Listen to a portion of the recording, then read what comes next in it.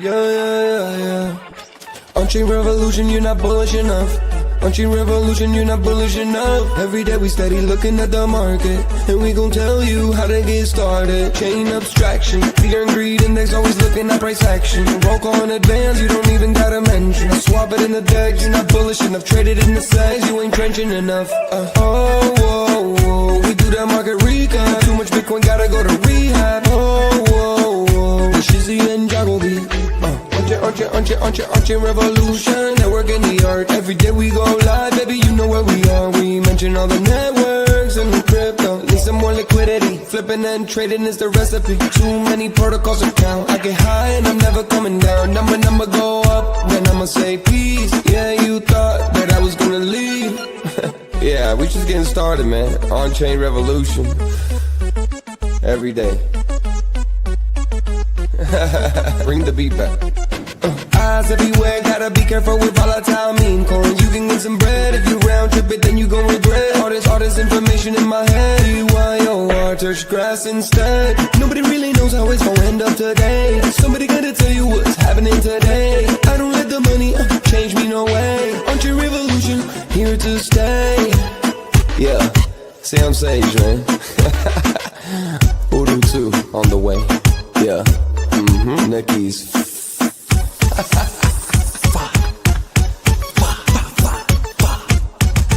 Yeah.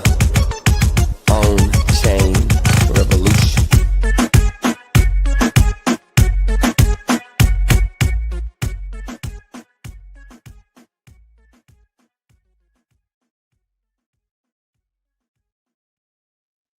OnChain. Hey, OnChain revolution. Bitcoin not an illusion. Market recaps, then I do a roll call. You're not bullish in the vocal. Look at the price action, yeah, send it to the deck. Yeah, sell it through the stack. Ordinals the best. Too much Bitcoin, gotta go to read. If you end up bearish, gotta put the knee pad. Let me see the comments. Look at the fear and greed index. Bridge. Look at the chart. Welcome back to Ordinal OnChain Revolution. My name is Shizzy. On this channel, we cover the entire Bitcoin crypto ecosystem. Yeah. Nah, just playing, guys. Welcome back to OnChain Revolution. Markets are down. Everything on X is crap. There's nothing going on. If you go to X, you refresh it every 4 or 5 minutes. If you see nothing, there's no new posts. What is going on? What is going on, guys? What is going on X? What is going on? And with the viewership, with not just not even talking about our channel. I mean, like, you watch Crypto Banter, he was averaging 14,000. Now he's getting like 1,800. It is really bad with crypto engagement right now. It is absolutely insane, but good times are ahead. And I truly believe that. I know it might sound like something we've been saying here for a while, but it's only a matter of time before things get exciting. It's only a matter of time before we get absolutely rich. And I truly believe that, because we are in the assets that are going to go 100x, 1000x. We're not playing around with stuff that goes 3-4x's. We're in stuff that we truly believe in and we can hold and accumulate long term. And that's the assets that you have to be in. If you can say, I know this asset is going to be around in 4 years. I'm talking about assets like Dog. I'm talking about assets like Hustle. I'm talking about assets like, $1 billion cat, and, some really good stuff, as well, the Quidium token, and, the stuff that we've been in for a long time. And you're in those things, you're going to be very, very happy when it is time to go. We are waiting for quantitative easing. We are waiting for the rate cut, but all signs are pointing to this is about to happen. We got weak job numbers today that it's kind of sad, because bad news right now, like weak job growth in the US, is actually good news for rate cuts and quantitative easing. So I don't even know how to feel right now. I'm definitely excited, though. There's a lot of reasons to be excited. We're going to go over a lot of them today. But without further ado, let's bring my partner here, as always, Mr. Yagobi. What's up, buddy? What's up? What's up, man? Was I too generic? Yeah, man. Well, I mean, definitely the Eeyore vibe when you came in, and I was like, we gotta turn this around. But I knew you had something up your sleeve to, get the audience back into it. But I mean, you're absolutely right, though. the Fed decision is at a 93% now that it's going to happen in September 17th. And, the markets are just kind of blah right now, right? But I do think some things are starting to happen. Like there's sectors in the space that are starting to really form, and they've been kind of forming, but now they're getting even more aggressive and solidifying different parts of our space other than just meme coin trading, guys. Like, I think that's what, the reason why a lot of people aren't back on crypto Twitter right now, or they're not paying attention, is because they're a little exhausted of just this meme coin casino, right? And look, there's going to be the communities. I do think Runes, they still have their communities. Solana, some of them, right? But some big money is going to be moving in on RWAs, AI, like the stuff that's like really has substance, that big Silicon Valley investors and VCs, that's big money that can move things. That's what they're interested in. And I think crypto Twitter needs to wake up a little bit and say, hey, look, yes, memes are fun. It's a simple, fast money. I get it. It's in front of your face, all that stuff. But you got to think, like, if you want to think about like sustainability, and if you want to keep a lifestyle that you can really build up, then you got to think long term. And I think that that's AI. That is RWAs coming into the digital asset realm, right? And that RWA spectrum is huge. You're talking about collectibles from Pokemon cards all the way to real estate, all the way to anything in between, So I think crypto Twitter needs some growing up, including myself too. Like this is waking me up and opening my eyes and say sustainability is where it's got to be, man. Especially if you're trying to do this for your family, not just for yourself. 100%. I couldn't agree more. It's about being in stuff that is going to really change your life, right? There's assets right now.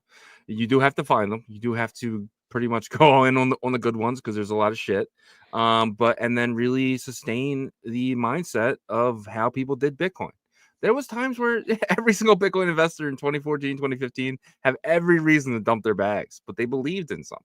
And if you believe in something, you can really withstand all the bullshit, all the FUD, right? So I think finding those projects is something 100% you have to do, and that's why you're here, right? That's why you watch the shows like this, because we're here to kind of show you and give you our opinions on things that we're bullish on, right? And then you can take our opinions and other YouTubers' opinions as well, and make your own with that, or other ways as well. But yeah, man, couldn't agree more.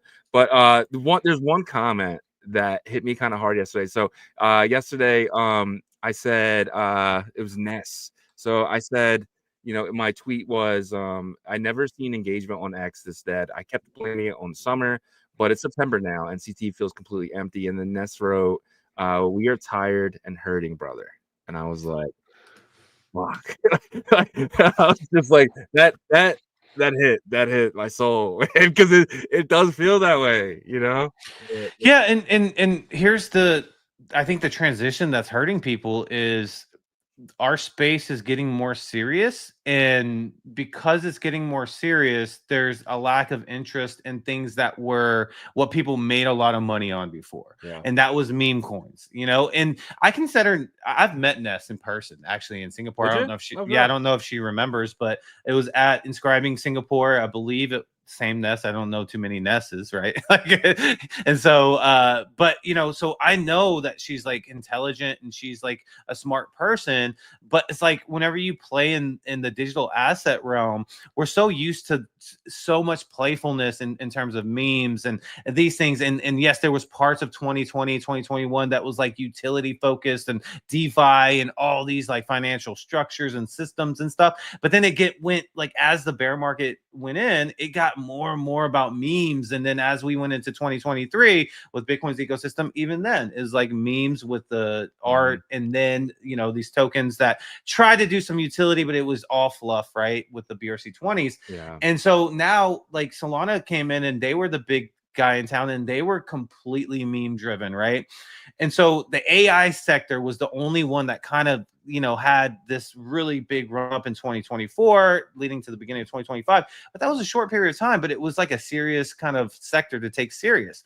And I think that like this big money and this institutional money that's looking over here, they don't care about the playfulness on CT. They actually probably think that CT is like a very degenerate, like immature place. Honest, if I'm being honest. Cancer. They're probably thinking we're cancer. Well, and so for them, they're just ignoring us and moving on to where they believe that they're forming this future of digital asset structure, right? You're talking about RWAs with Ondo. You're talking about Hedera Hashgraph with a bunch of corporate backing investment. You're talking about Silicon Valley with like stuff that we heard about with like Lit Protocol, this like stuff that's serious that like you can like you have a utility with that. And that's why these tens of hundreds of millions of dollars are being invested in. And crypto Twitter is just, what's the next hot meme? What's the next hot meme? This meme just needs to do this. And don't get me wrong, there are communities, right? Like I do believe the dog community and some of the runes communities, and I think very selective ones on the Solana actually have communities that can survive. But I think that crypto Twitter needs to grow up. I think it needs to grow up. Because I'll tell you what's going to happen if it doesn't. Their majority is going to be left in the dust because the big money ain't about this kind of just consistent all playfulness every single day. Yeah, I want to foot you back with this though, because I do feel like right now it's not risk on. And once we get into a risk on cycle where, the people holding Bitcoin right now in safety, they're going to feel like they have extra money to play around and make some money. I do feel like risk on is coming, and that's when you can get a little bit more risky on the means, but you can't force it right now. Right now is not a good time to be forcing anything. So I 100% agree with you, but I do feel like in January, it'll be different to where you can put $100 in craziness and stupid shit and make some money, but that money's not going to last. You got to take profit. Yeah, 100% the take profit part. So where I think that I can push back a little bit here is that yes, if crypto Twitter has the liquidity and capital to do that, which they've proven in previous, even in Q4 of last year that they did, but as this big money comes in, and we're talking about trillions of dollars that is working in TradFi, if we get a portion of that in here, their risk on is way different than our risk on. So their risk on is the nickel. Well, no, I'm talking about like in their world, right? So their mentality is like they'll gamble on like speculation of still like what is like our utility really, because it's like Nikola was a vehicle company that said that they can have hydro fuel, right? So basically running on water fuel, right? So that attracted them. If they could do that, then could save so much money for the consumer, et cetera, but they gamble on that. Our gambling is on Harry Butt coin. That's like, what I'm saying? So there's a difference in I'm all in on Harry Butt coin, bro. But there's a difference in the risk on perception, and we're gonna find out if there's going to be a middle ground once they do, because what I think they're doing right now is I think they're forming these sectors, the RWA sector. So something that like I think that could be a middle ground is like the Pokemon RWA type of thing. They might, the old money over there might be like, Pokemon, it's a card, but at least it's a tangible asset and it's backing it. Okay, I can see where that is because people go to trade that at conventions and stuff like that. So it's going to be interesting to see how this plays out. But I do 1,000% think that they're forming these sectors, and I think they're going to be attracted to AI. I think they're going to be very attracted to RWA, and I think they're going to be very little attracted to memes. But if they do, they're going to be the established ones that they know aren't going to die, like Doge, and maybe there'll be some new ones like Dog that comes out because they have like a treasury, I guess, now with the but you're talking about their money coming in, right? What about the money that was here before they even entered? There was billions of dollars here in 2021 that their money, a lot of them are sitting in stable still, or sitting in Bitcoin, or sitting in ETH, right? They're going to come in, they're going to play. They know what risk on is, and they know the patterns of Bitcoin, Ethereum, large caps, small caps. And I think that's when we get to a sector. You're just kind of concentrated on TradFi when you're forgetting we didn't have TradFi the last 15 years. This is the last year and a half. So I think so. This is me, speculating, but I do think that TradFi played last cycle, and I think a lot of it had to do with a lot of that money that was being funneled through So USAID, and that was, I mean, it they didn't have definitely got ETFs and stuff like it that, though. but it did get funneled into the stock market for sure. They know, like they even admitted that like a lot of that money would be used to inject into the stock market to get it going, right? So that's no longer kind of there for them, right? So who knows, maybe some of them use it to use through FTX and then different ways down. So I think they were involved in ways we don't know about last cycle, but that's kind of the conspiracy theory, so we can't say for a fact that was the case. So I'll give you that. I think it was the retail TradFi. It wasn't the corporations, because corporations, you got to do everything by the book. You got to do everything legally. You have to. So now, for the first time ever, we're actually getting corporations buying. So that's the big difference. But I do think that there was people doing things outside of the book for sure. Especially with FTX last cycle. For sure. And so, but. I give you that. I give you that because we can't track it. We can't track that and say they did for sure participate in that. But what I am saying is that, okay, the billions of dollars that did play in this, will it be back? We're going to find out. It will be. Or will they be more interested in what these TradFi people are creating with the new system of like RWA and AI, focusing on that? Will money get funneled into that? I don't know. Right now, we're kind of in this weird standstill place. We're hearing about headlines, investing in this, investing in that, and there are all these products like ETFs, treasuries, and stuff like that. Yeah, and we'll get into all that, but first let's get into one important thing. Tonight is Eagles and Dallas. Cowboys versus Eagles. I am in the Philadelphia area. Yagobi is in the Dallas area, and which is crazy that we're partners, because normally you walk around Philly, you can't go 4 blocks without seeing a F Dallas sign on someone's lawn, right? Or like you go to the car dealerships and it says F Dallas, right? Like it's normal. This is like F Dallas with the actual word. So it's crazy. But tonight's Eagles Dallas. I think the champs are gonna take it tonight. What's your opinion, real quick? Yeah. So I think that the like overall perception of tonight's game is probably skewed a little bit too much towards Philly, but I do think Philly wins. I think they probably win, by a range between 3 and 7 points. But I think Dallas is going to surprise some people on offense, just because now we have another weapon. You can no longer double team CeeDee Lamb, and so you got to worry about Pickens. But if we can't get any offense going, I'm worried for the rest of the season, for real. Because Dak was out all season last year, and like that means something, and preseason isn't anything with him. I don't even think he played at all, because they just want to make sure he doesn't get hurt. But like having live reps matters, dude. And so he's probably going to be starting Rusty. Yeah, no, I agree 100%. One thing that people aren't talking about is a healthy Dallas Goedert. Dallas Goedert is the Eagles tight end, and he was beat up all last year. If he can stay healthy, dude, that's another weapon that no one is really taking into account right now. So I'm really looking forward to tonight's game. Go Birds on that one, but we'll see. Little birdie kind of tells me that you won't show up tomorrow because you're gonna be so sad. But moving along here, TK update. Let's get into our boy, the legendary Trench Kitty. Let's show the Solana chart first. So same thing. It does look like we're just kind of in accumulation right here. You are seeing some whales getting out, which is good. I am very excited for this chart. I love this. I actually love that we're down here. So much room to get up right now. People might be saying, oh, this chart's shitty. Guys, this is what happens in Solana. Everything goes up. Everyone takes profit. We come down here. It's the real coins that are the ones that can come back, and Trench Kitty is that. Take a look at what's happening on Magic Eden. 87K market cap here, which is still about 30-40% higher than the one over there, which is still good. You are seeing people start selling over here. Was a ton bridged in. I don't think people realized, if you go to the holders, this first one here is the bridge, 43%. I mean, this thing was like 37, 38% last week. So 6% of the entire supply has moved to Bitcoin, and you're kind of seeing that now with some of these listings. So we just need the buying pressure to come in, but we're not going to get that until we get, Dog and Billion Dollar Cat and stuff to get moved up here. And then the the fluid staking, 44 million TK Public service announcement: stop staking DK.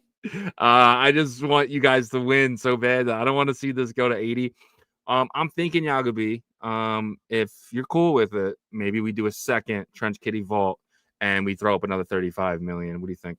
I think we maybe use the Trench Kitty account and just give it a vote up to the community, right? And see what they Yeah. want to do. I think that would be good, right? Because it is a community meme coin. Yeah. So, true. put that vote out there, let them decide. But, definitely props to the community to look. Oh my god. I know Fluid is super like, wow, they're surprised. And this is definitely an encouraging sign that people in the community are trying to work together to stake. And look, I don't know of any other Solana token. I think Billion Dollar Cat had a staking vault, but it was with the Billy Cats. That was the only thing that they had there. Yeah, 100%. And we're trying to next week we are doing the on-chain Ordinal Revolution pass holders are going to be able to basically stake the pass. It's going to be a 6-month locking period. You can earn TK, but then after that, if the community wants it, we'll do a second vault here as well. Yeah, sounds good. All right, let's get into the main title of today's show. RWA explosion, a Pokemon trading card game nears Polymarket moment. ETH staking queue hits 3.6 billion. Let's get into the first part of that, which is Bitwise analyst views Pokemon and other trading card games as an emerging RWA play nearing their Polymarket moment. First, what do you think they mean by Polymarket moment? And second, Pokemon cards could be the biggest RWA asset ever. Yeah. If you're a millennial, then you had a good chance of kind of having that child, and even after that, actually, Gen Z too. You had a really good chance of being a part of, exactly, like being a part of your childhood, and it's nostalgic to be able to bring this back if you haven't been dabbling with Pokemon cards recently, or sports cards, mind you. The sports card market is absolutely huge, in terms of, and that is a true passionate community. And the crossover, in my opinion, is a no-brainer. And I think it's an amazing crossover that's needed for digital assets. And when I say that, I mean this will bring value like no other, because now the collectability is merged with digital asset collectability. Now you have almost kind of like a receipt or a representation in the digital asset world of your asset, right? And trading these things back and forth is going to be so fun, in my opinion, right? And being able to win them or being able to buy them in a marketplace, I think that we're nowhere close to yes, I think the Courtyard is like a marketplace that does pretty well, but this is literally infancy, the very, very beginning, because I think this is going to be a huge part of each other's market. You know what I mean? And when I say that, I mean, being able to easily get deals done at a convention, or people talking about it at a physical convention. There's a huge convention in Dallas that happens 4 times a year, every quarter, and it is a huge show out every single time. And then you have the national convention that goes back and forth between Chicago and Cleveland, the card collectible convention, a bunch of Pokemon, a bunch of sports cards, celebrities. And I could see them utilizing these marketplaces at those places, and they have they're starting to get representation of the digital asset world in those places. And I think it's going to bring a lot of liquidity to our space as well.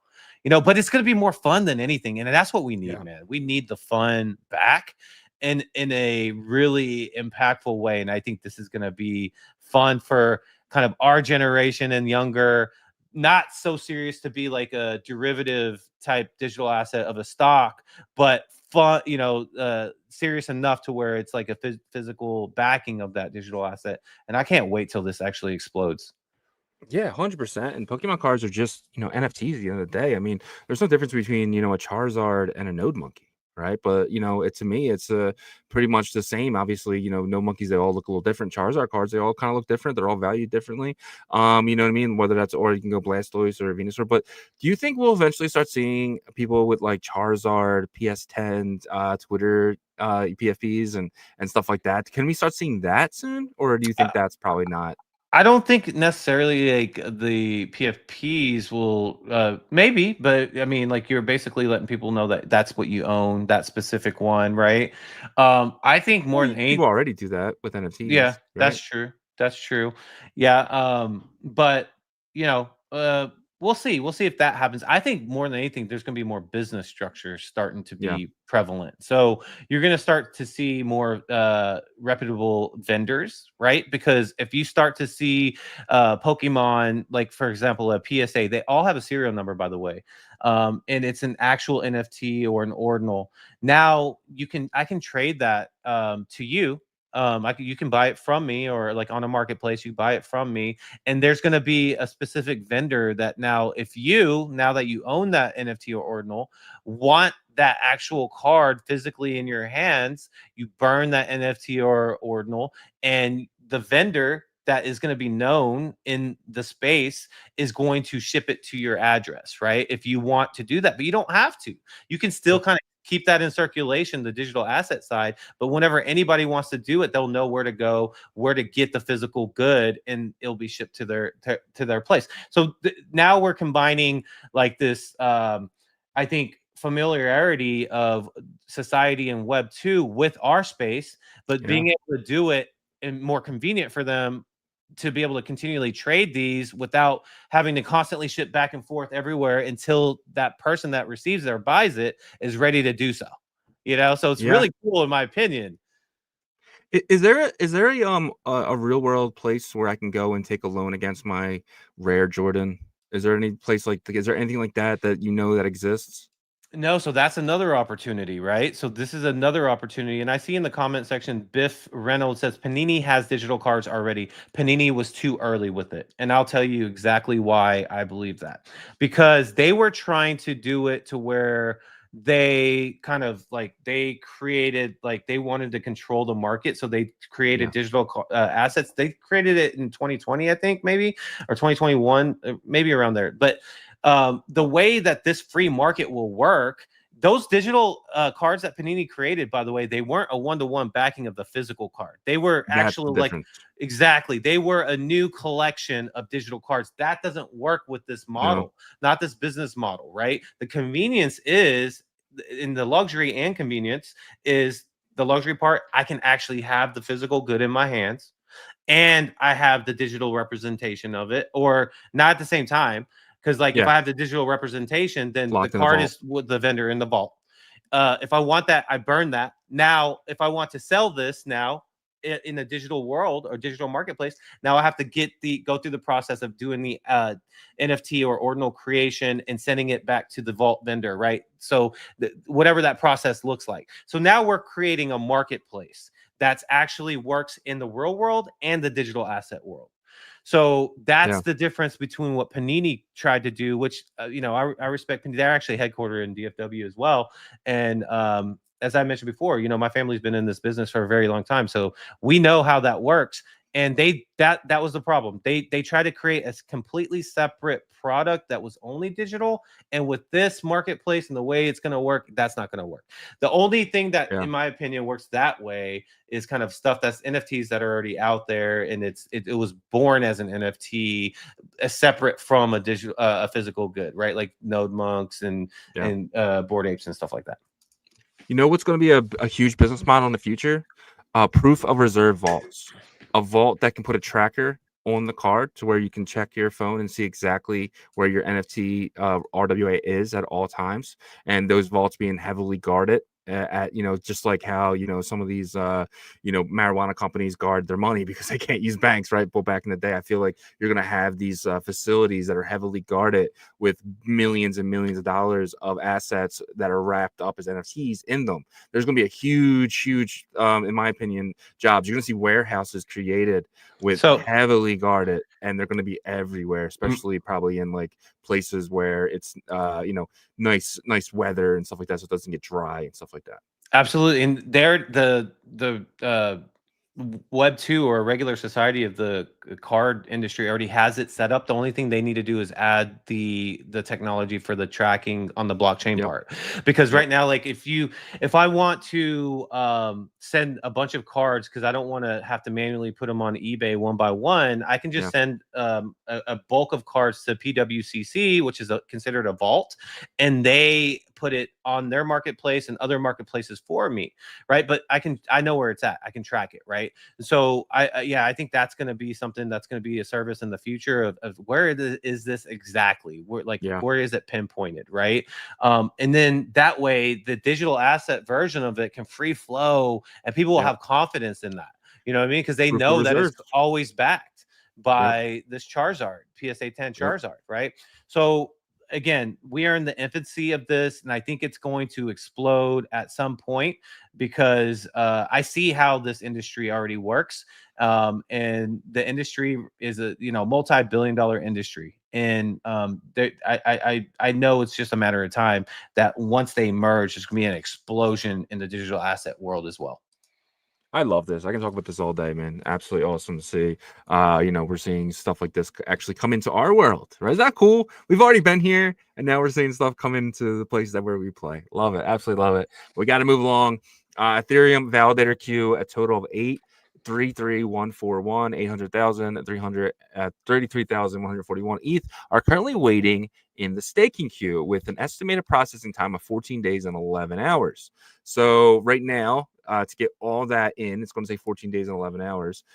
Bullish or bearish for you that people are just pushing? Let me show you this chart too. Are just pushing this up right now. So you are seeing the red exit and the blue entry. Obviously, we saw this kind of pop up here, and then they got them all loaded up, and now we're seeing some exit in January, and then kind of coming all the way here now.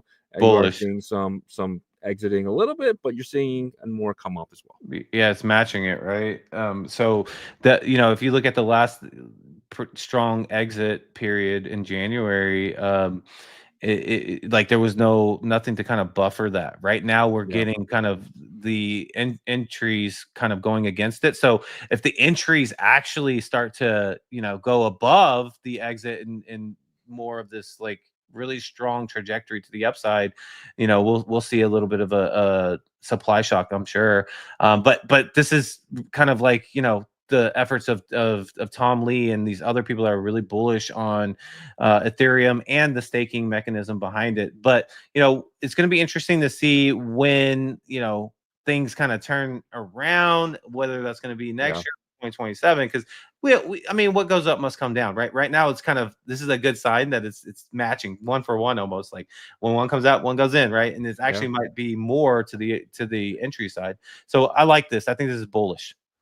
100%, and not only that, like we do know it's the corporations, it's SharpLink, it's they feel like if they're not locking their ETH up in these staking in places, that they're missing out on 6% a year. And it might not sound like amazing 6% a year, but when you have billions, $8 billion, 6% a year is a ton of money, So it's one of those things where it's and you're getting paid in the asset that you're staking at 100%. This is the biggest thing that ever happened to TradFi, in my opinion, is Ethereum staking.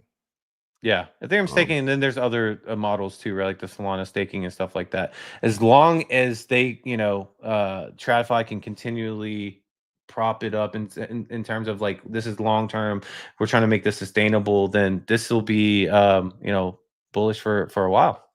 Yeah, 100%. All right, let's jump into some ADP stuff here. So the ADP private sector payrolls report for August 2025 showed just 54,000 jobs added, far below expectations. While initial jobless claims rose to 237, we do know that Jerome has said over and over and over, especially at Jackson Hole, that he is more worried about the job market than inflation. So let me ask you this. We do have another jobs number tomorrow. If that number comes out again below expectations, does CPI and PPI next week even matter? I don't think so. I mean, we're at 93%. I mean, I'm like, there would have to be something pretty drastic, like extremely drastic on the CPI or PPI to turn this around, right? And then still, I think we'd be above 80%. It would have to be super, super drastic. But I think that we get the rate cut that we're looking for in September, right? Now, what happens with the rest of the Fed? Like, do they go into QE? There's a lot of stuff they're trying to figure out right now too, because like with the whole Treasury situation, the market that was not good at all. They had to keep bumping yield up for people to even be interested in purchasing that. Is this plan with stable coins in the current administration going to prop up the attractiveness of the US dollar, number one, and more importantly, the Treasury bonds, right? And if that's the case, then we could see a really bullish risk on Q4, and also 2026 could be opportunity zone. Dude, 2026 could be the bull market we hope 2025 was. It could be. Could you imagine It could that? be. Could you imagine if we just got pushed into this month because of all the, the stuff that was happening, where 2026 is just up only the entire year with a huge crash, potentially 2027?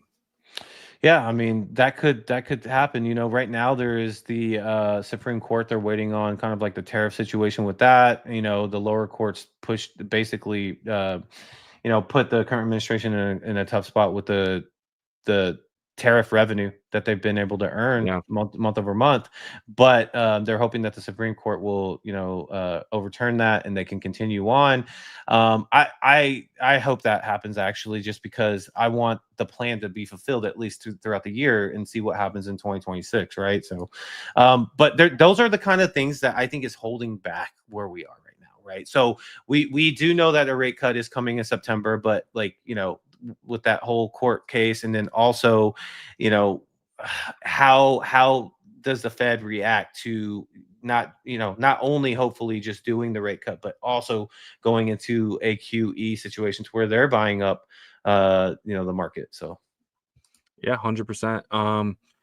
Yeah, we'll see what happens. But yeah, I'm kind of in the same boat. Maybe the next week's CPI and PPI aren't even market movers if tomorrow's number comes out as bad as I think it's going to be, because it's not looking good out there, guys. It's looking very grim, very, very grim in the job market right now. But let's move along here. CFTC has approved Polymarket to operate crypto prediction markets in the United States. I love this because this is the first, in my opinion, the first foot to drop here was Polymarket, because it is something that is used everywhere else in the world except the United States and maybe Canada. But now we are officially allowed to use Polymarket. So let me ask you this. Now that Polymarket will allow you to sign up because you're being an American citizen and KYC and all that fun stuff, will you be using Polymarket going forward? Maybe instead of using DraftKings or something like that, maybe use Polymarket. Is that something you would consider? Maybe for prop bets. I mean, Polymarket could heavily be used for prop bets. I'm interested in the decentralized versions of a Polymarket and see what that looks like. I mean, I'm just curious if that's going to be like a successful model. We know that people have talked about that. But, Polymarket, I think people have confidence in Polymarket, right? Because it has a lot of backing. There hasn't been any questionable situations in terms of payout or anything like that. So, yeah, I mean, Polymarket has a big opportunity right here. I'm sure DraftKings and FanDuel and all them don't like this. I mean, other than the fantasy football part, which they can continually dominate that part, I'm sure Polymarket doesn't want anything to do with that. But, the prop bets, right? So the sports betting side of that, is this going to be the new version of that? What does it look like? So it's going to be interesting.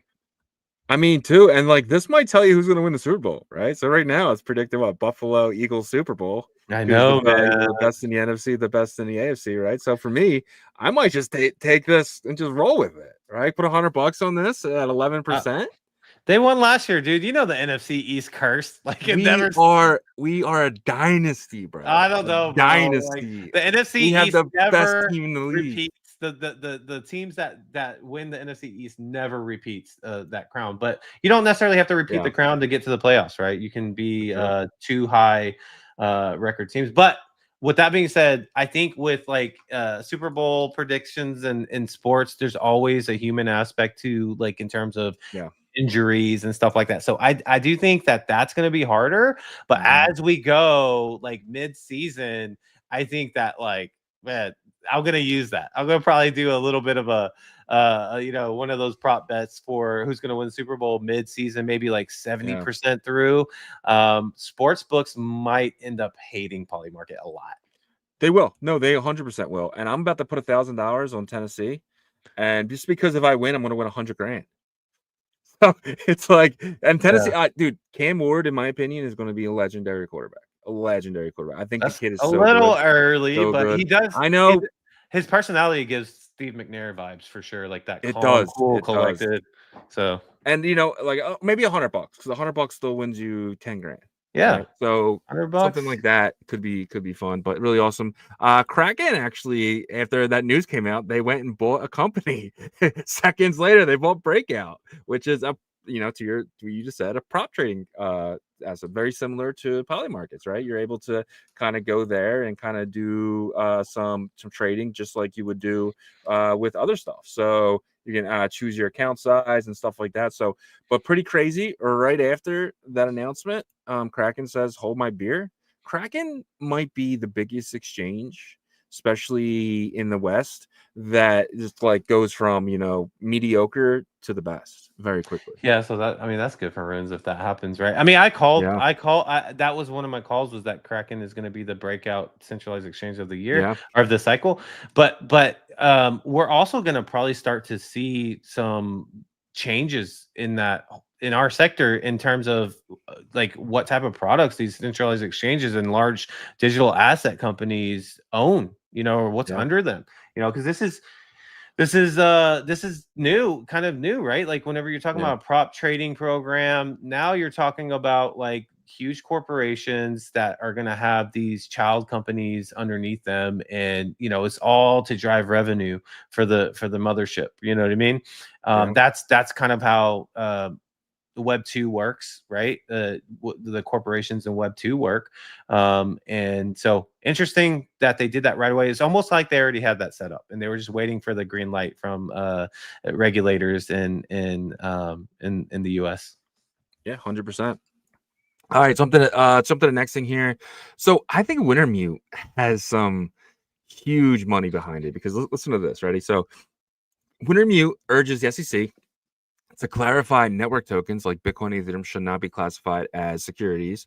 And immediately after they urged the SEC Chair Paul Atkins says clarifying crypto rules is a priority in spring of 2025.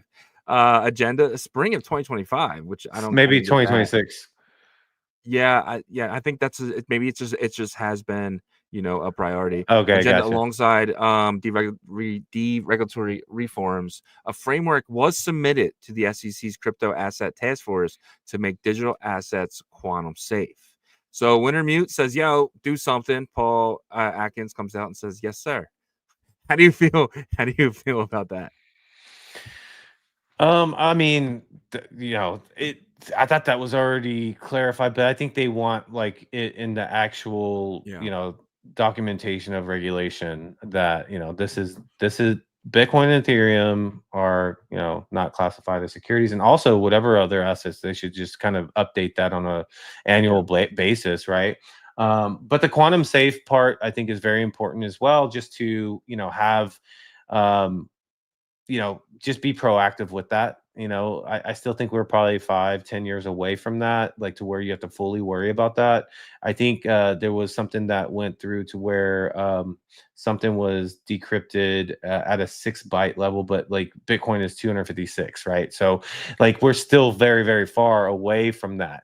But again, like being proactive is very important. I think so. These are two separate things. I think the quantum safe part is just them wanting to make society at ease about crypto assets and saying, hey, we're going to make sure that these will be protected from that. And you got to use quantum technology probably to protect it from quantum attacks, so 100%. And this one stock show I listened to, they just got a new partner.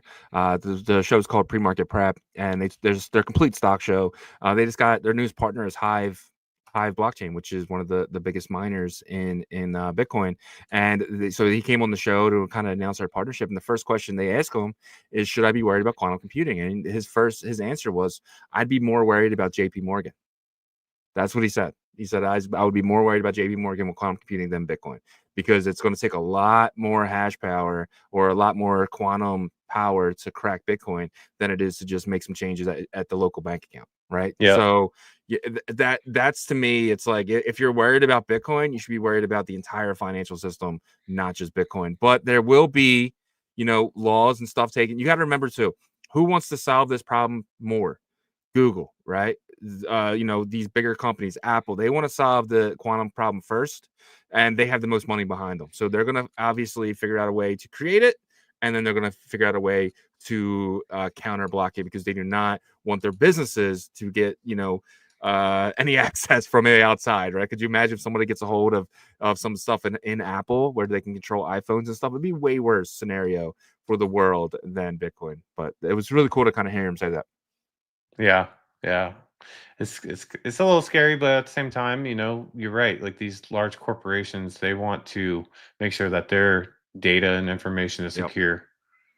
100%. They're the ones creating it. At the end of the day, I think it's Google who has the number one Yeah. quantum chip, right? So moving along though, Merlin chain, big news from Merlin today. They are officially a part of the DATS, which is awesome. This is actually pretty breaking news in my opinion. And I lost it. Sorry guys, let me just grab it real quick. So did you see the tweet today from Merlin chain? Yes, I did. I retweeted that, and super excited for them, man. This is if you watch our show every day, like, this is the reason why we say that we're bullish on them, is because they grind day in and day out, and this is one of the fruits of their labor. Yep. So here's the tweet. Today, we're proud to announce our first, that's a key word there, because there might be a second one or a third one, who knows, institutional HODL partner, CIMG, Nasdaq IMG. CIMG will deploy 500 Bitcoin US 500 million into Merlin's layer 2 institutional HODL pilot, making it one of the first Nasdaq-listed companies to formally activate Bitcoin DeFi or BitFi treasury on chain. 55 million treasury commitment. Why this matters: institutional HODL unlocks BTC denominated returns across 20 chains, strict compliance and custody frameworks, a sustainable pathway to corporate treasuries to grow Bitcoin reserves. It sounds like they're going to be taking their Bitcoin, locking it in Merlin, creating MBitcoin, and then getting that yield. Congratulations, Jeff. Congratulations, Merlin chain. But really, congratulations, TradFi, because now Bitcoin staking is live. Yeah, and look, man, $55 million of confidence into that BTC staking model that is on merlinchain.io that anybody can participate in right now. Yep. Right. So, on average, a 16% APR is probably a no-brainer for them. But that's a big vote of confidence, in my opinion, for Merlin chain. Right. So this is not an actual DAT for the Merlin token just yet, but what it is utilizing Merlin chain to make more Bitcoin off of their Bitcoin, right? And to me, that's like a huge, first of all, this is the first that I'm hearing of this. Secondly, I expect the DATs to probably, start to form very soon, but it's going to be interesting to see how much Bitcoin gets staked on there. Yeah, 100%. And like, this is, to me, is just a vote of confidence. This is putting Jeff up there with Justin Sun. This is putting Jeff up there as being one of the trusted people to custodian Bitcoin. I mean, he's had this vault open since April, or even before that, probably since like February of 2024, right? And now we're sitting in, at the back end of 2025, and never has been hacked, never was compromised, nothing like that. So, people do say, it is time tested at this point. So absolutely huge. I can't wait for Jeff to be on the show on Monday and kind of dig more into this. But absolutely, and it is pretty cool that he was sick last week, so that's not good. But like now, he wasn't going to be able to kind of hint to it anyway. So this Monday we can actually jump into it and actually break it down to exactly what it means for Merlin and potentially the Merlin holders, because the token is running. Yeah, it is definitely showing some strength. And I think that we've probably seen the bottom for Merlin, and we'll see, where it goes from here. But, there's a lot of exciting stuff with Merlin, RWA stuff probably incoming as well with this. And then we'll see, what other institutions are attracted to the Merlin brand. And I just know that he's going to continually grind. 100%. All right, let's jump into today's crypto fear and greed here. So last week we're at 45. Yesterday we're at 42, and today we are So we're smack dab in the middle of 42 and 45, but there's two numbers there. Which one do you want to take? Well, in the middle, 44. Boom, we got it. Yeah, so I hate this. I hate it so much. This is where we were last freaking September, bro. Like, Yeah. I hate this so much. I hate it so much. What are you gonna do? What are you gonna do? How do you feel about it though? I feel okay. I feel better about it this well, I don't know, man. October was pretty nice in November. December was pretty nice of last year actually, but if you look at the alt market gauge or whatever on coin market cap, let me check that real quick and see where we are. But last time I checked, we're at 50 right now, so it's moving up, like it's inching up, you know what I mean? So if you look at the all-time high this year, it would be 58, and that was on August 29th. So I mean, we are down from that, but like, yeah, you go all the way from the beginning of this year, the highest that we have been has been at a 58. So the fact that we're at 50 still, I mean, I don't know, man. Like I think we're not gonna probably feel great until maybe parts of October, November. Ugh, don't tell me that. Don't tell me that. I don't want to. But hey, look. Remember, it's all about longevity, right? Yeah. Like on-chain revolution's not gonna just disappear after this Q4, and it's growing the show, growing your experience, sustaining the wealth that you can come into, and making better decisions in the future based off of the past, right? So I feel like that's where we are, and that makes me feel positive. So 100%, couldn't agree more. Let's jump into the Bitcoin price action brought to you guys by Artura. So guys, Artura is live. I'm just gonna do a trade here to show you guys how easy it is every single day here. So I have about $41 here. So I want to get on this leaderboard, the competition leaderboard. You see the P&L right here is 171. Guys, all you got to do is beat 171, and you're getting $10,000 in stablecoins. Think about that, what I just said. And I'm going to do it right now. So I just got this fresh wallet here. And I'm gonna, because my P&L on the last one was terrible. So I'm gonna start over. Here. So I got a new wallet. I got my Bitcoin here. I'm gonna go to buy. I'm gonna lock in my $41. You guys know me. I can't do anything less than max. So I'm gonna go max here. Am I bearish, Yagobi? Do I got a short? No, I don't think you've ever shorted, have you? I can't. It's not something that I can do personally. So I'm gonna hit prove there. I'm gonna get this. It's gonna get this trade ready for me, and it's gonna ask me one more time if I'm 100% positive. I'm gonna lock in my long here on Bitcoin. I'm gonna confirm it, and it's going to lock in my trade in just a few seconds. It's one of the faster DeFi protocols on chain here, and locked in. See, boom, 25x. My position size 871. My margin, my liquidation price is 105.71. I'm very comfortable holding that. I'm set here. I just made a trade. I'm going to get on this leaderboard with another wallet. I don't know what that's going to do, but we'll see. But really excited for Artura.finance. You guys can check out everything here. And remember, not only will I be getting points from Artura, but I'm also earning the biggest Bitcoin airdrop ever from the Botonics chain. That is a chain that it's on. If you guys need help getting started, we do have a tutorial video in our library. Just go down there and really just type in Botonics on YouTube, and I'm sure that video will come up. Definitely check that out today, and check out Artura.finance. Yes, sir. And before we get into the Bitcoin price action and crypto bubbles, Bitcoin and Ethereum price action on the YouTube side, help us out, guys. Smash that like for us, subscribe to the channel, turn your notifications on, all that great stuff, so you know when we go live. On the X side, let's share the space on both On-Chain Revolution and Trench Kitty's X accounts there, and then hit that like as well. It helps the algorithm on everything, I think. And then shout out to our abstract crew out there.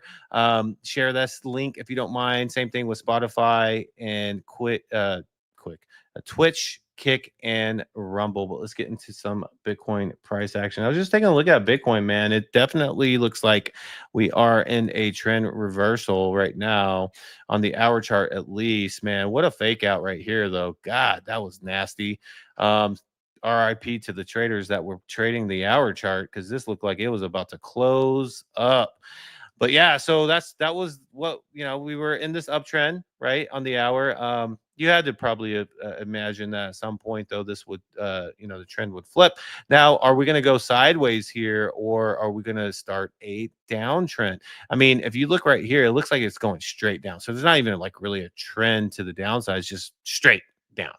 So this actually kind of makes me feel like we could kind of find like a support level and then start to just go sideways a bit. That's what I'm thinking anyways, especially with kind of what people are thinking and for Bitcoin for September. So I just think that we're looking for that support level, whether that's going to be somewhere around 109 109,000 or below, maybe like 108 600 there. It seems like the most volume is going to be in this area too, right? So probably find a support level here if it continues down, and then we'll probably go sideways for a bit before we go back up. But yeah, let's take a look here at the support and resistance kind of battle here on the 1 hour chart, and this is going to 4 a.m. this morning, and you can see where we are right here. Very, very low volume. So losing the battle here, not by a ton. It is more balanced out up in this 109 650 area. Right below that, we are losing,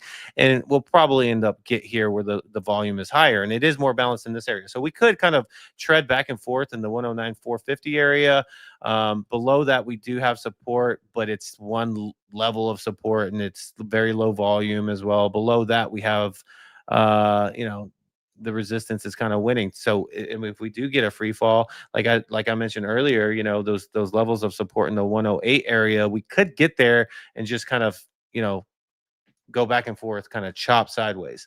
It is Thursday, so we only have today and tomorrow heading into the weekend. So that's what makes me think that like it's probably not going to be a big move to the upside, I wouldn't think, or I think we probably tread sideways a bit, accumulation of where we are right now. But for me to really feel confident in that, I need this to kind of start to show some exhaustion, and right now it's not. The MACD is showing that the sell pressure is still strong. I mean, it broke back out, and you can see the stochastic also just went back underneath the oversold territory, right? So something to keep an eye on. We could see further down to that 108 region that I mentioned earlier for the next 2, 4, 6, 8 hours. I don't really see us going down too much below that, but hey, maybe we do start to head towards what that worst case scenario, the doomsday of 98. I don't think so, though. All right, let's take a look here at the 4 hour chart, kind of see what the 4 hours thinking here, and it looks like we just exhausted on the buy pressure. So yeah, it's given us confirmation for that hour chart, right, saying, hey, look, man, I think we're done for buy pressure for now. So that does make me think we're probably heading to the 108 region. So that is what the 4 hour is telling us there. Let's get to the daily real quick before we go into Ethereum. So the daily chart, so the daily chart's a little tricky here because I think it's just faking this out. And this is another bad fake out, man. I mean, look at this.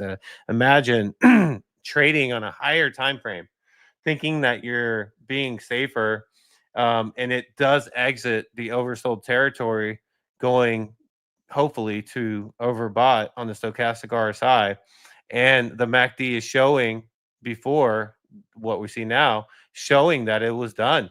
The sell pressure, and look, I mean, sell pressure is pretty much dominated since the 22nd of July. Yeah, we had a break here in between the middle of August, but man, what a fake out right here. This is a bad fake out. Now it's not fully faked out, but if this continually plays out and we get a reversal here and it starts to head back down to the oversold territory, this could open back up. I think the percentages of that happen full blown kind of open back up on the daily is just not, I don't really see it too high, just because like look how long we've been dominated by sell pressure for Bitcoin here. other than kind of tagging that 124 in August. So I don't know. I think we need more time to really make the conclusion here that this is going to reverse. Obviously, the fast line on stochastic still kind of pointing up. We did kind of show a reversal on the MACD with the fast line, but yeah, so I think today's very, very important for the daily chart to see how much we bleed. Because if we bleed hard, we get down to like 107, 106 here. We could see this pop back open on the MACD, get another bigger red candle here, and then see this reverse. So today this is something I'm paying a lot of attention to see how we finish the daily candle for Bitcoin. All right, Ethereum, kind of same story though. So we don't have to spend too much time here. The hour chart just really giving us, bearish energy in terms of, reversing back down. The exhaustion got reversed as well. So the hour chart is showing us Ethereum wants to head back down is what it's telling us. It's giving us information, data, the saying that it wants to go down further, maybe break below 4,300. The 4-hour chart is kind of giving us that story. It's not fully there yet, but you can see it looks like the buy pressure is exhausting on the 4-hour as well. So same story kind of being told here, right? We go to the daily here. Yeah, so this actually opened back up to the sell pressure, same story. So every time frame is telling us that Ethereum wants to go lower. And pretty much same thing on Bitcoin as well. So that is what we're seeing for Bitcoin and Ethereum. The weekly does show there's still a chance though, but it has been in overbought territory for a while here. So the weekly is showing us that there's still a chance. Let's check out the monthly. Monthly at this point is kind of like, yeah, probably don't pay too much attention to the monthly chart right now if you are trading Bitcoin or Ethereum. If you are swing trading it and you're safe with leverage, I still think you're safe though. For using the monthly chart, if you're swinging it and you are using safe leverage, I mean, nothing more than a 5x type of situation. But that's not financial advice. So yeah, that's Bitcoin and Ethereum on all the time frames there. Let's take a look at the crypto bubble. So meme land is freaking thriving the past couple of days. Well, really this year, honestly, it's up 30% there. Pump is up 10.6%. They must have done a buyback. So that is what they do with their fee, part of their fees now. So that's what I am thinking happened there. But some notables that have been just pummeled. You see WolfEye down 20% here. Pith down about 9%. Aerodrome down 7%. Hex down 8%. OKB down 4%. Bonk down 7% here. Curve Finance down 5%. Yeah, across the board, the average around 5 to 7% there. Pengu pulling down 7%, Doge pulling down about 3%, ICP pulling down 2.5% there. Top 200, not seeing any green really. And the notables on the downside, Brett's pulled down about 8%, Pulse X pulled down about 8%. Yeah, so everything's pretty much pulled down, like I said, between 5 and 7% in the alt market. Merlin chain, Merl is up 10% because of the news, right? I mean, like, obviously, like, it's been a good couple days for Merl. It's sitting at 16.5 cents there. But kind of like, you see once they have like a couple of good days, like coins in general, probably see a little bit of a pullback, I imagine, tomorrow. But Troll is up Troll is looking strong. It's up 16%. So that is looking good. Yeah, and that's going to be the crypto bubbles and alts, Bitcoin and Ethereum price action for you guys. Yep. Great job, man. As always on that. Let's jump over to the next thing here, which is roll call. And every single day we like to take the first comment of the day and lock it in to our spreadsheet. This spreadsheet has been going on since around January 1st. But congratulations, Tim Baker. You are legendary as always, and you have your 6th win of the year. What if Tim just constantly just wins? And then ends up winning the whole thing? I mean, there's an opportunity. There's definitely an opportunity there. But shout out to Tim Baker, AOD Art himself, my guy, legendary.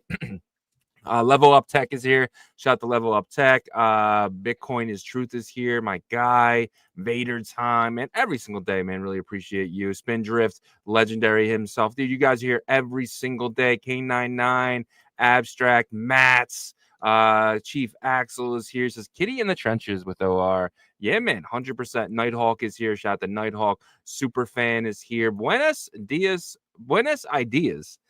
My guy, legendary. Joko is here. Shout out to Joko. Bobby Groom. Shout out to Bobby Groom. First time in a while, Bobby. I do remember your name, so I know this isn't your first time here. But thank you for joining the TK wheel, and that'll be probably in a half hour. Remy U is here. Shout out to Remy U. Cash Cats, the legendary. Coffee and the donuts and the dog go to the moon. Shout out to Cash Cats. Absolutely awesome, my friend. ASAP Benji is here. TradFi. Myself says TradFi has been accumulating for a long time. Big corps, institutions typically only disclose their asset holdings only when they are preparing to exit. I expect a massive dump in crypto in 2026. I don't think so, man.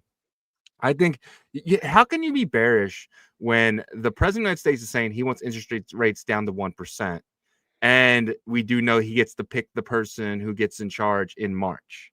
So how can you be bearish knowing where Jerome stops cutting, this guy's going to come in and pick it up, and we might have an entire year of potential rate cuts? And there's never been a bear market during rate cuts. As you can go back all the way back, there's never been a bear market when they have rate cuts, because what happens is people end up refinancing a lot of things to get better rates, and they actually take money out. So that money usually goes in stocks. And let me ask you something. Do you think in 2026 there's like new kind of regulatory entities or new associations or organizations that kind of help like form this new system of like quarterly reporting for companies in digital asset realm and stuff like that? Because here's where like I'm thinking kind of opposite of myself, or not necessarily opposite, but like I think that the Polymarkets and these companies are going to still do great business in down years. You know what I mean? Like I think they're going to pull in lots of revenues because people don't stop gambling, number one, and they don't stop. There's two things: they don't stop gambling, they don't stop drinking. So that's why liquor stores do good during hard times, and that's why casinos still do good. And so, you know, with these new businesses, I think there's going to be like a new reporting system too. And it's going to be interesting to see what 2026 brings, because I think we're going to be looking at a whole new industry, man. Yeah, 100%. And if you go back to 99, 2000, before the dot-com crash, all the dot-coms kind of moved together. Anything that was an internet company kind of moved together, very similar to how crypto was. And then after that crash, you saw a lot of things actually come into the S&P 500, into the Dow Jones that used to be considered risky tech company, and now they become, you know, the top leading stocks in the S&P, in the Nasdaq. Yeah. And I think crypto companies will do the same. Yeah.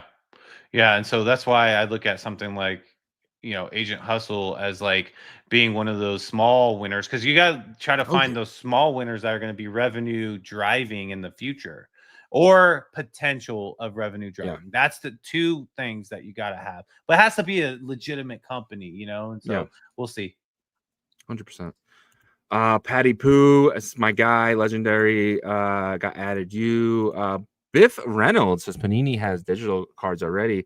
Yeah, I'm not bullish on that. Like the top shot. They came out. Yeah, the model has to be associated with, you know, a fund or was it tangible asset that's in the tracking and all that stuff. Because at that point you're utilizing blockchain too with it. You know, it's integrated. It's a hybrid model. And proof of reserves are going to be a big deal, right? There's going to be companies that all they do is go from factory to factory and just make sure that proof of reserves is already a big deal in our space too, with stable coins. You know, so it's like 100%. This is the same concept, except for you know. But yeah, honestly, dude, we should start a company where we go to these places and just check if they have the cards they say they have. Yeah. Imagine like once a month, tracking, go up. Yeah, and we say, hey, where is this Jordan card right here? They come in. And you're like, clipboard. He's like, yeah, you know, dude, this is a company now that needs to be there, and people are going to pay us tons of money to do this for them, and then come up and then have a full report on our website where you can go and okay, my Charizard's still there, and you can feel comfortable with your assets, dude. We should start this company up, bro. We be in the air a lot though. Yeah, and the air a lot, and also like I feel like PSA or Beckett or these type of companies could probably add this to their thing. But yeah, I mean, Yeah. I think that would be fun. They would kiss our butts because They they'd would. be You would like, walk in there. be Hey, like, listen. oh, the report not looking great. I'm just kidding. There was one of the things were cracked. Like, what if a case was cracked? You got to report that. You know, the Jordan card, something happened and the case got cracked. I mean, that'd be something on there. Hey, make sure that the cases are on correctly. You know, this is a full system, bro. This could be $1 billion business. It's all on the blockchain too, so you can check the chain. Yep, 100%. Ant-Man is here. Shout out to Ant-Man. Ryan Bolon is here. Shout out to Stuart. We don't get a lot of kick comments that aren't spam, but shout out to Stuart. He's actually sounds like he's a real kick guy. So shout out to you. Thank you so much for watching, man. Ant-Man is here. Shout out to Ant-Man. Ryan Bolin. What's up, Crypto Nation? How we all doing today? I appreciate you, Ryan. Ryan, you put a smile on my face, bro, especially when I do the timestamping, right? I'm going through the timestamping, and as I'm going, I still see the comments from that timestamp come in, and I just see Ryan's comments coming in. Without fail. It was like 6 back to back yesterday. I was like, legend. Shout out to you, my friend. Hydro Sapien is here. And they got Patty Poo. He says Justin, Michael Sauer strategy meets all criteria to list it in the SBI. So I thought they were in, but it turns out they're not. He's right with this. I double checked it during your thing. Well, but yeah. maybe they got announced and then like they just haven't officially been injected into it yet. I thought they were, but he said the Nasdaq, so that might have been where the confusion came from. Maybe. Buenos Idea says, what wallet and type address I need to stake my TK? So you want to use an Xverse wallet. Xverse is the top wallet in that. So if you're interested, you can just go to Xverse. I think it's .app, and then it'll walk you through how to download that. You can send your TK over there, but Xverse is the best in my opinion. You will need about I think it's like $15 in Bitcoin. So make sure that you have enough Bitcoin for the transaction fee, because you are paying Fluid to lock it in your wallet. That's kind of what they're doing. They do charge a fee for that. So Mir is here. Shout out to Mir, KDN, Rolando. What's up, Rolando, my guy? Appreciate you, man. Appreciate every single one of you guys every single day. Absolutely awesome. Absolutely amazing. Thank you guys so much for showing up for us when we show up for you. Awesome. All right. Let's kind of jump into, I got some more stuff here. All right, let's get some crap out the way, and then we'll kind of get into some fun stuff. So Nasdaq-listed SUI Group Holdings, formerly Mill City Ventures, announces now holding 101 million SUI tokens valued at approximately 344 million after acquiring additional 20 million. I didn't even know. Dude, there's probably companies that we have no idea. Like, I had no idea there was a SUI Holdings company now. And you know what I mean? Like, did you know about this? Because this is something new to me. They're the first. Well, I figured that they would be, one of the tokens that form this, but I wonder if it's an official treasury company and how they view that, right? Because, like, to me, when I read this, I'm thinking treasury company, because, they're just they've been holding, right? An additional says valued approximately 344 million after acquiring an additional 20 million tokens. Okay, so are they just coming public with this information wasn't to the public and now it is? So they're a DAT, right? Yeah.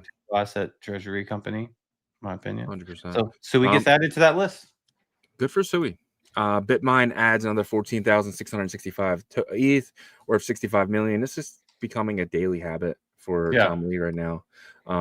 But this is the big part of that. Ethereum supply on exchanges hits a 3-year low. It's never been lower in the last 3 years than it is now. 17.4 million ETH as spot ETFs and corporate treasuries absorb supply. Absolutely insane, dude.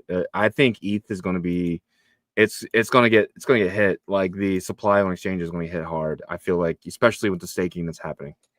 Yeah, I agree. I think it's already kind of getting hit hard right now. It's at 3-year low, and if this goes into hyper mode in terms of these treasury companies acquiring staking, man, there could be a lot that are locked up, and supply shock here would come. Yeah, 100%. Jump to the next thing. The CEO of Tether, Paolo Donio, he said, we won't have a stable society until Bitcoin is the main currency worldwide. And what I got from this is he wants to back his stable coins with Bitcoin, right? They're not allowed to do that right now, but right now it's only dollars and treasury. Do you think that ever happens where we allow stable coins companies to back Bitcoin? Bitcoin is the most liquid asset in the world. You can sell this million different places and get the 100% of the value for it no matter how much you sell. Do you think backing the dollar by Bitcoin could ever be a good idea? Backing not the dollar but stable coins? It's not good for the US. It's not good for the US because the US wants to have stable coins drive the demand for the dollar up. Yeah. And along with the treasury bonds, right? So how could that be beneficial to the US? I don't know. If they can figure out a way, then yeah, I could see it. But if not, then the US is going to push back against that. Yeah. Just because it's a strategy that they're using. It's a give and take, right? It's like, hey, we'll let you guys have stable coins. We'll give you legislation, all that. All you got to do is back them by treasuries, right? I mean, that's kind of the deal that the U.S. has with stable coins, right? Because they're going to make lots of money from that. So exactly. Justin Sun says HTX will raise stablecoin yields, remove deposit limits, and fully subsidize high returns. Justin Sun he has everything. This guy has everything, and he's making HTX priority right now of getting bigger customers. How do you feel about HTX? And do you think they could eventually compete with the likes of Bybit, OKX? I'm not gonna say Binance, but some of the second tier players. I don't know. Maybe because they'll attract probably some people that are some entities that want that yield. But I don't see Weibo being or HTX being like a household name in the West. You know what I mean? Not for regular retail users. I kind of maybe like with this move, it could kind of be like they're like the Gemini of the East. Yeah. You know what I mean? They're the Gemini of the East. Because the Gemini right now is kind of like they're really, professional kind of approach is what they're looking for. Not a ton of playfulness.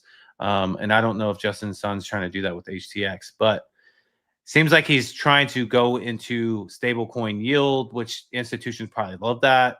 The deposit limits and stuff, like, I don't know. I feel like that would probably that's going to be interesting to see how that even affects retail at all. And who I just don't know anybody that uses it. You know what I mean? Well, I think he's going after higher clientele with this, right? Yeah. You remove the deposit limits and stuff because me and you weren't. I have a Mexi account and I've done tons of volume and I've never hit like the 1 Bitcoin a week the deposit volume. Like that's not something that I'm doing, right? Yeah. So. All right, moving along though, Ripple expands RLUSD stablecoin access to African institutions through partnerships with Chipper Cash, VALR, and Yellow Card. So that's one thing I realized. You're not seeing any of these stablecoin providers really go into Africa. Africa is really untouched by crypto right now. You are seeing, some of the countries and stuff like that, they'll, have Bitcoin type of stuff like that, and they have their own little tiny exchanges. But Ripple could actually take this continent, man. Like if they do it correctly. One, do you think that's even a big deal? Because we do know Africa is probably the poorest continent, right? Out there. And do you think that, potentially it is one that Ripple could expand and grow with? So I do think that it's a good opportunity because there's a lot of these kind of forecasters that talk about like the world powers and the way that society is changing in the next 50 years, and they're picking South America and Africa to have the newest, greatest cities because of the population of young people there. If you look at fertility rates in like Western Europe and even the US and Japan and a lot of areas, it's very low. Like their population in Japan is like really low. Like the average age in Japan is like 48. It's crazy. Yeah. And Western Europe's getting bad too, big time. So why is that? It's because a lot of times, like in the poorer countries, like they just they don't really have anything else to do except for make babies, like in South America, tons, in Africa, tons. And so I could see Ripple really benefiting from that in the next 20, 30 years, and really setting a system there, right? That the entire continent can kind of use from country to country, because you don't have to worry about necessarily the corruption part of it, because it's like an electronic digital system. No one will steal very much, I mean, that you don't have to worry. That was the problem with currencies before, is like it was ran by governments in Africa with corruption, and then they run them to zero because they just give themselves all the money or whatever, right? Now you're kind of fixing that, because they don't get to control it really, except for approving what comes, what we use and all that kind of stuff, right? But they can get kind of enticed in other ways, like with the infrastructure and stuff like that, with building us a nice city and all that stuff, right? So I think this is actually pretty smart for them, because this is I actually think that Africa is going to have some strong cities in the next 20, 30 years that are going to be developed into nicer cities than we're used to seeing there. Yeah, I feel like you just educated me on that, because I had no idea. Africa's population is so young. So that's, I mean, you're right. The younger the population, the more more people to work, and more people to digital too, right? Yeah, understand technology.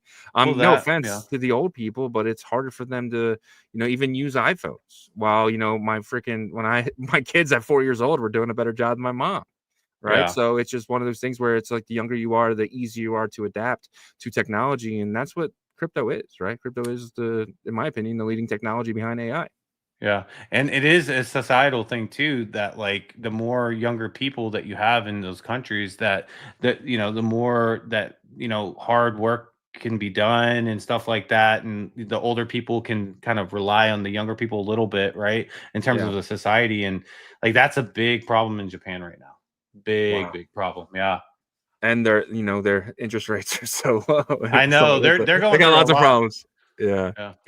But it could be opportunity for younger people to go move there though, right? Yeah. So some people are moving there to work right now. You're smart, very smart. Pump Fun has given out over $2 million in creator fees over the last 24 hours. So Pump Fun has jacked up their creator fees. They put yesterday, we talked about it a little bit. The main creator fees right now are these coins. So this is a tweet from Crypto Jargon. And let me show it. He has like 64,000 followers here. He said, 2 crypto creators rugged their coins on the same day. Kook, we all know Kook, blamed a hack. Gainsey blamed misclick. Kook dropped the coin, pulled liquidity, and then played the victim card. His credibility went to zero. I mean, come on, Kook's always been the villain anyway. So, I mean, and then Gainsey sold off more than 160K and blamed the fat finger. This is not a misclick. That is a rug, and this is not the first time. On-chain proof is clear. The bigger picture is simple. Creator coins are the new Wild West. Retail gets wrecked. Influencers walk away laughing. My advice is simple. Stop following clowns. Check wallets on-chain. Avoid hype launches. Diversify between meme coins. Crypto has bad actors. Beyond meme coins. Yeah. Crypto has bad actors in every cycle. Protect yourself. And this is the Kook chart. That's actually kind of funny. And then this is the Gainsey chart. So it did go down. It doesn't look like he did buy it back up. Well, no, that's like, which made 400K. So the initial sell, the misclick, was a profit of 160,000, and then once it went down very low, if he did buy that back, he made an additional 400,000. Oh my god! In value. That's kind of genius. I'm not gonna lie. It's corrupt. It's a corrupt piece of shit. But it's. I gotta, that's the way to do it. You pretend it goes to zero, and then you get more coin. I don't know. What do you think? I mean, and Elon is just like so hyped up about the CCM, content creator coins or markets or whatever that he's creating here. The first one that really started to pop off was that Mitch guy, and it went to like 40 million. I don't know. I saw it down to 19 million yesterday, but this is the in my humble opinion, this is the problem. I've gotten sucked into this too. I'm not any different than any of you guys. but like the fast money, the lotto type money that like, you know, our space kind of promotes, and you have hard promotion from Elon and Pump Fun and you know, these other launch pads and stuff. And I'm not saying that communities never get built out of them, but like I think it's gonna keep people poor that like, you know, have that mentality already. Yeah. And they just wanted, like, they came to crypto for like the fast money. And because like if that's your mentality over time, then you're never going to hold on to that money, that even if you want it, even if you did good, you'll never hold on to it, because that's not sustainable. You know, it's not sustainable, and it's corny to talk about the tortoise and the hare, but like it, like the tortoise approach is sustainable. That's what TradFi, like old money, does. That's how they got there. And we had Stan from Sats Terminal on yesterday. Great segment. If you guys didn't see that, go watch it again. I'm gonna cut that, make it its own video, because it was really, really good. And that's the different mindset of I'm starting to understand like the perception differences of Bitcoin ecosystem. And I already kind of knew, like, you know, versus like the fast, like, you know, quick get rich quick, like, you know, Solana chains and stuff. But it's really the thought process is more sustainability. And the thing is people in the Bitcoin ecosystem right now, and what we're hearing, and Merlin is a great example, you know, with the stake Bitcoin to earn more Bitcoin. That's what they're looking for, is to, how can I don't want to sell my Bitcoin. I want to leverage it and get stable coins or get more Bitcoin. And if you look at the traditional world, the past 50 years, that's how old money made more money, is they would not spend their money. They wouldn't sell assets. They would leverage against them to get a loan and then use that to make more money. And that's sustainable, and that's long term. And these pump fund really quick, man, if you hit, congratulations to you. I'm happy for you. But if that's your mentality and that's your regular mentality, you're not going to be able to hold on to it. 100%. I couldn't agree more. Move along here though. Let's show the you want to see a really cool thing. So shout out to Miles Deutscher. Let me actually bring this up and show you. Is there any sound to this? I don't know. I don't think so. All right. So Miles Deutscher put in basically the meme coin war chart, the Launchpad wars chart. And let's take a look at this here, because this is really cool to watch. Ready? So it's real. It's going to be in real time. So watch. This is Pump Fun. So I didn't realize Launch Lab was like the second biggest, and then Bonk Fun came in, Believe came in, and then but nothing really ever stopped the big dog. I think Bonk took it for a little while. Yeah, they did. But in July, I think it was. This is when they start to. This is whenever they start to take it. Oh, Moonshot. Yeah, Moonshot. Wow. Ooh, there it is. There it is. Yeah, so they took it, but it's like they couldn't sustain it for a while. Yeah, they did. And then Bags, here comes Bags. Pump Fun takes it, and then Bags, dude, a god awful worst one. Heaven. They were all, and like I don't get, like, whenever the new ones come, like they never like have coins that really sustain market caps at all, which kind of shows you like how bad of a gambling problem like the crypto Twitter still has with this marketplace. And look, I'm no different. Like everybody can fall into that, right? Because the whole facade of like hitting a fart coin, is always there. Mm-hmm. And it's once in a billion, right? There's probably a billion coins to. Well, there's a billion coins, but like there's probably been a billion coins. I don't know. I mean, man, that's 100,000 a day. 100,000 a day, dude. Is there like maybe a million a day. I don't dude, think if you look at the new coins, it's probably like 10,000 every hour. Yeah, I'm curious. I wonder if ChatGPT knows how many coins. How many? Oh man, that's gonna be a good question.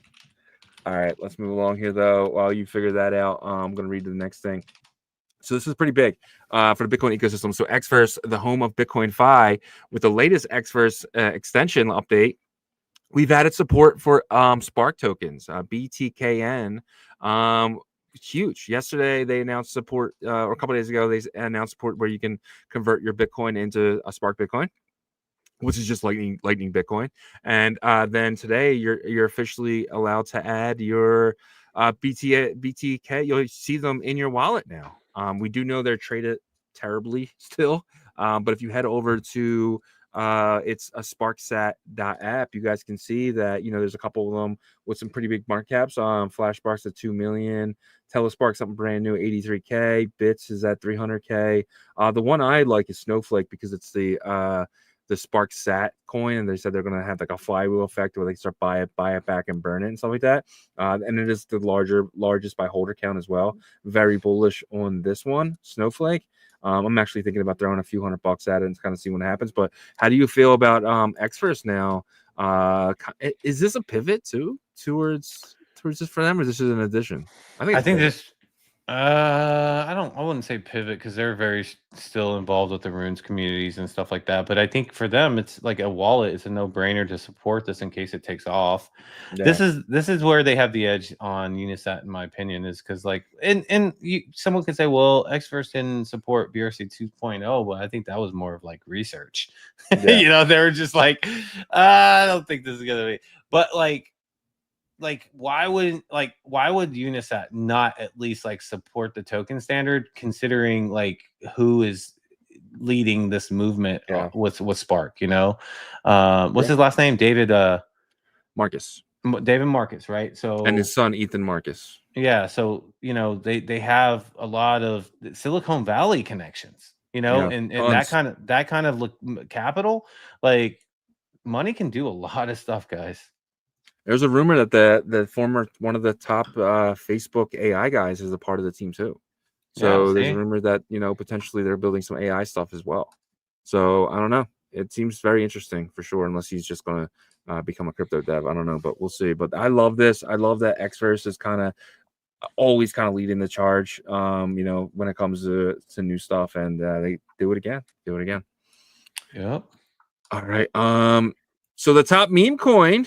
The top cat meme coin on Bitcoin, Billy, just got listed on tier 1 Kraken exchange in post-only mode. So I went over there and I started looking at it. It just makes me sad because even with a Kraken listing, Billy is down on the day. Hold on, let me make sure. Billy is down 1.5% on the day, even with the Kraken listing. Dude, I mean, while other things are green, that's weird. Yeah, I know. Arjun keeps posting about Mim. That's why Mim's up a little bit, but still, I mean, this one is 100 million. I can't tell. He has to be joking because he said that Mim could power the ICM markets. So that has to be a joke, right? I don't know. I just think the guy's lost his shit and he needs to. I think he's eventually going to get tired of this. I personally got tired of trying to pump rooms when there's no pumping necessary. There's nothing here. But I do think that Runes has. I know that I said this before. I think that they have their moment back. They can't die. You know what I'm saying? Every time that they try to get choked out or die out, they never do. And that's one thing you got to give credit to, I guess, these runes communities is that even when it looks like the worst, people are just more mopey on crypto Twitter, sad or whatever, or just feeling, but they always end up having some sort of comeback, So I think that happens. I think we're in a really tough part of the market, not necessarily the worst part of the market this year, but a tough part because it's hard to read where we are, we just had a bullish July and August for Bitcoin and Ethereum.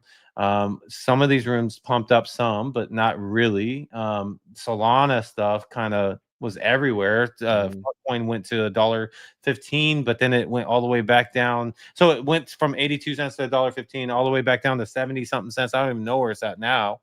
You know what I mean? And so it's it's really hard to read the market other than Bitcoin and Ethereum, which have been pretty easy to kind of say where I think it's going to head.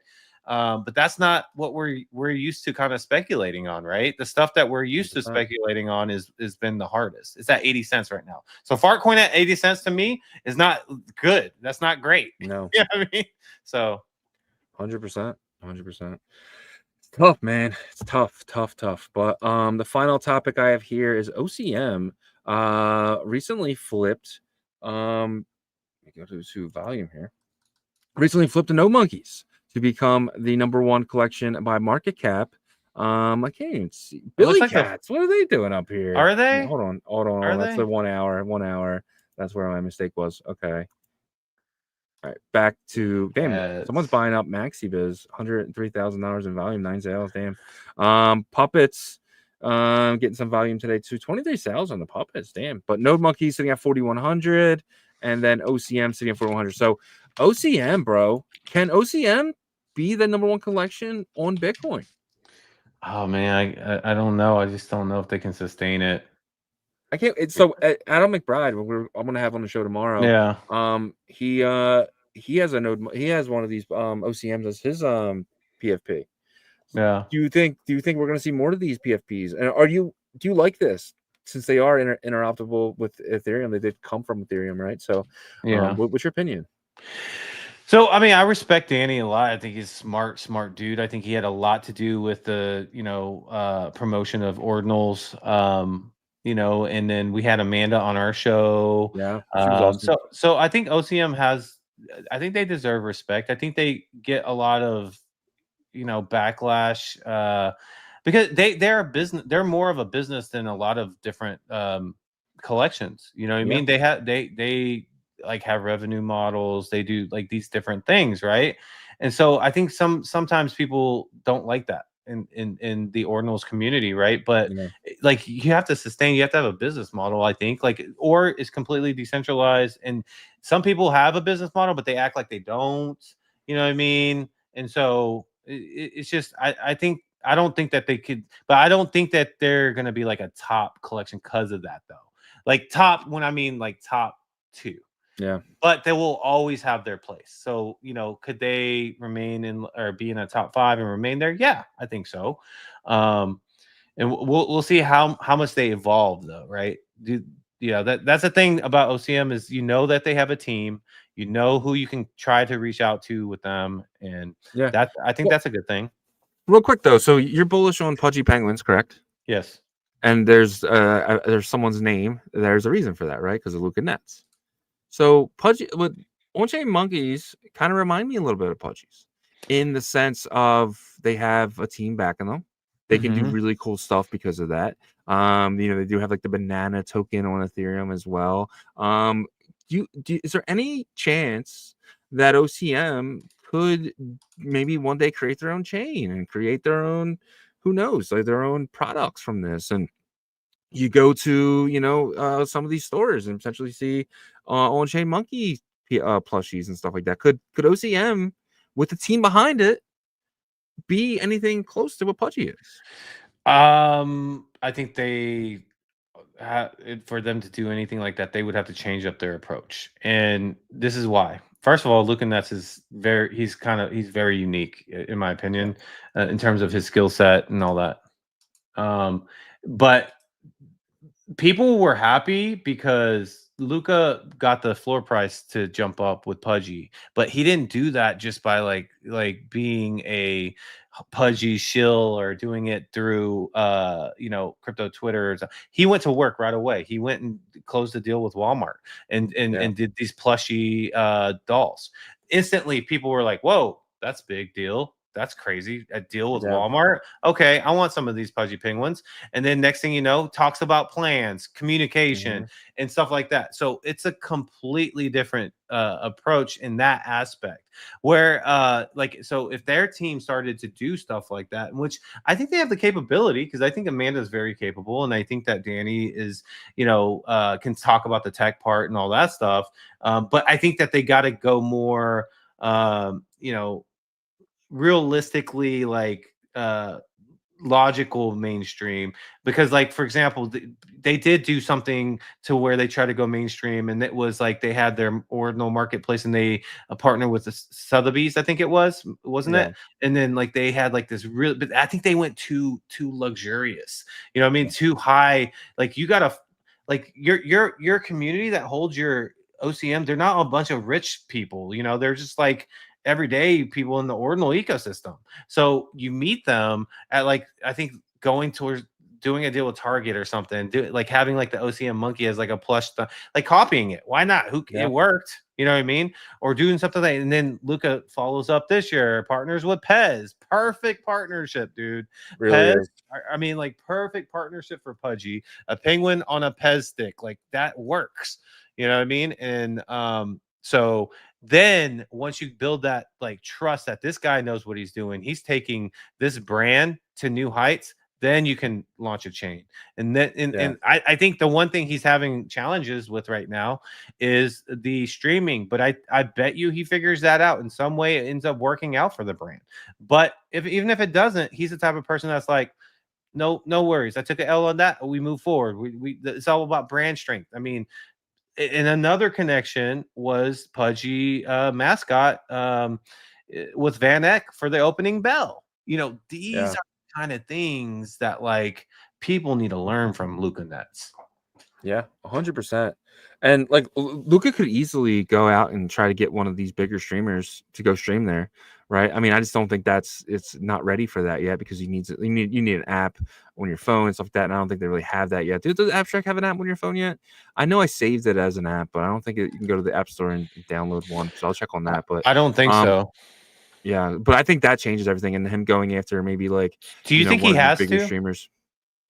Because like we've seen like Pump Fun and Elon try to do that, and I don't think the CCM market lasts very long. I think it's already shown to be really corrupted, and I think it does. I think if he goes after, if he like has the app on your phone where it's your wallet, but also it's a streaming service, and you click the streaming service, and potentially you get somebody like ISO Speed or someone else, one of those bigger guys. I mean, people are gonna download that app just to keep watching ISO Speed.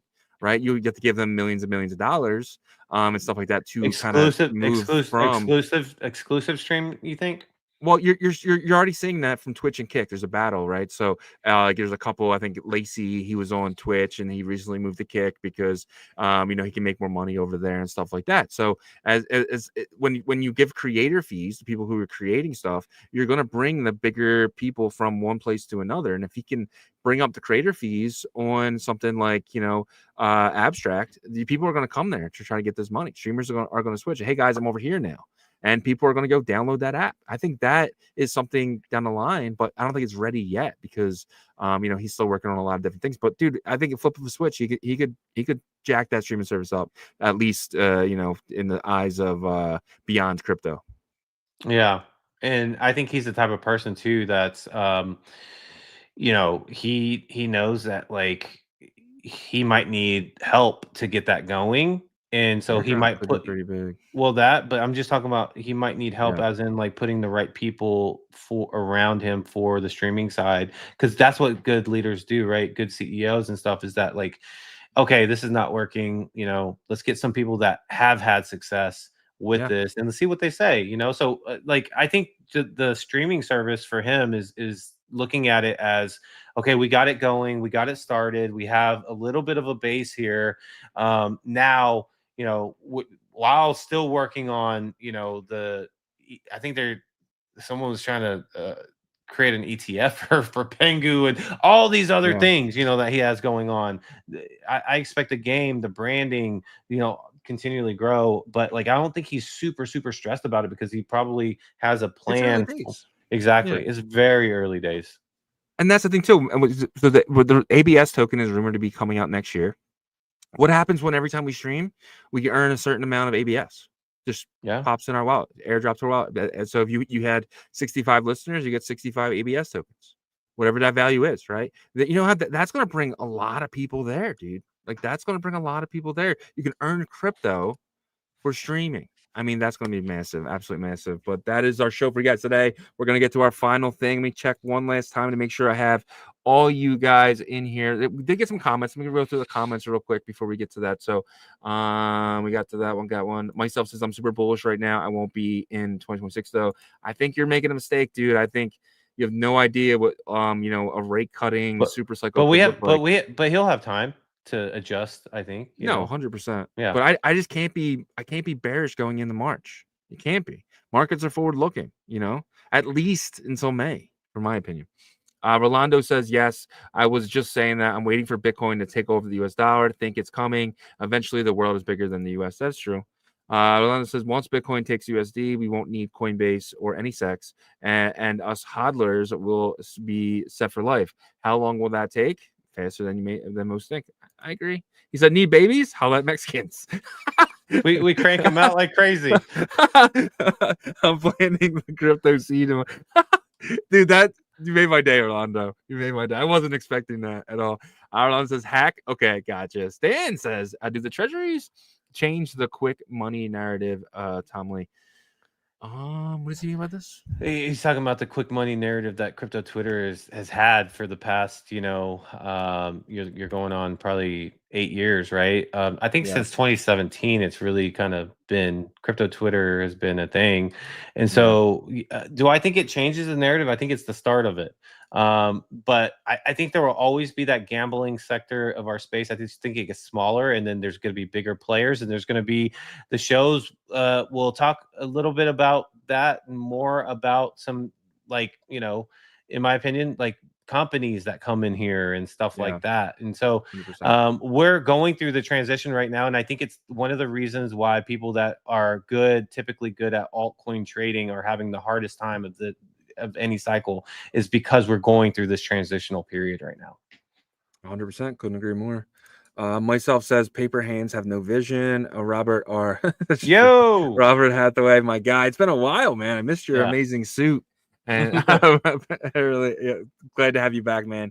Superfan, I did see you DM us. I'm gonna look into that. Did you see them DM us? Yeah. Yes. Hey, that falls in that category too. If it's hardware plus real life utility to where you can earn money. It falls into that category of real businesses, and so that's gonna be interesting to see. 100%. Superfans a solid community there. I agree with you. You 100%. Yagobi. He's talking about the OCM stuff. Rolando says Pump Fund has creator coins, just a little clunky. Bullish. Rolando's bullish on the creator coins. I am not, by the way. Rolando, Merlin's Lucky. Let me add you as well. Merlin's Lucky hit me up yesterday. I meant to tell you this, and he said, "Hey, with the BTC.fund, I sent him over a ticker that I like. Is there any way to get that back? Do you know if there's any chance of even us coming in or contact those guys? Do you remember before you were able to send your to kind of get the it was for the Launchpad, right? Yeah. I wonder. So we can ask when we do our weekly meeting. Yeah, try to see if we can get some more information. I just can't see Jeff being able to put the time in for that, Yeah, well, I don't know. Maybe they're still there. I mean, the website's still there. Yeah, we can talk to them. Myself says I've been consistently accumulating 100K inscriptions and uncommon sats for over a year. Maybe someday it'll pay off. I hope so, man. I'm actually really bearish on 100K. I know you're the opposite of me on this, but I don't know. I'm bearish on rare sats and 100K inscriptions. So I do think that they come back, but it depends on how maintained the ORD client is and how serious of a thing that is. Because if we get a replay of counterparties kind of efforts, then then Casey and Raf will probably not be so involved with maintaining that, and then that's when it'll be bad. But if they maintain it and stuff, I think there's an opportunity for a collector's market there, but we'll see. I could be wrong. 100%. Merlin's like I said, let's go TK. Rolando says I think the whole space will shift from fast money memes back to proof of work hodling long term. Possible. And Webdro says, at myself, it will pay off. Webdro, we're bullish on 100K inscriptions and rare stats. We'll see. On the other hand, I think they go lower before they go higher. That's just my opinion. Well, you might have to wait quite a bit until there's another flash for that market. But because of the inscriptions and the rarities and stuff like that, I think that was smart for them to put that in, because that makes you want to kind of make them more valuable. You have an argument in the future, I guess. So 100%. And then Rolando's great stream, homies. Thanks for the contribution. I don't know about the Bitcoin DeFi, but Solana is the way.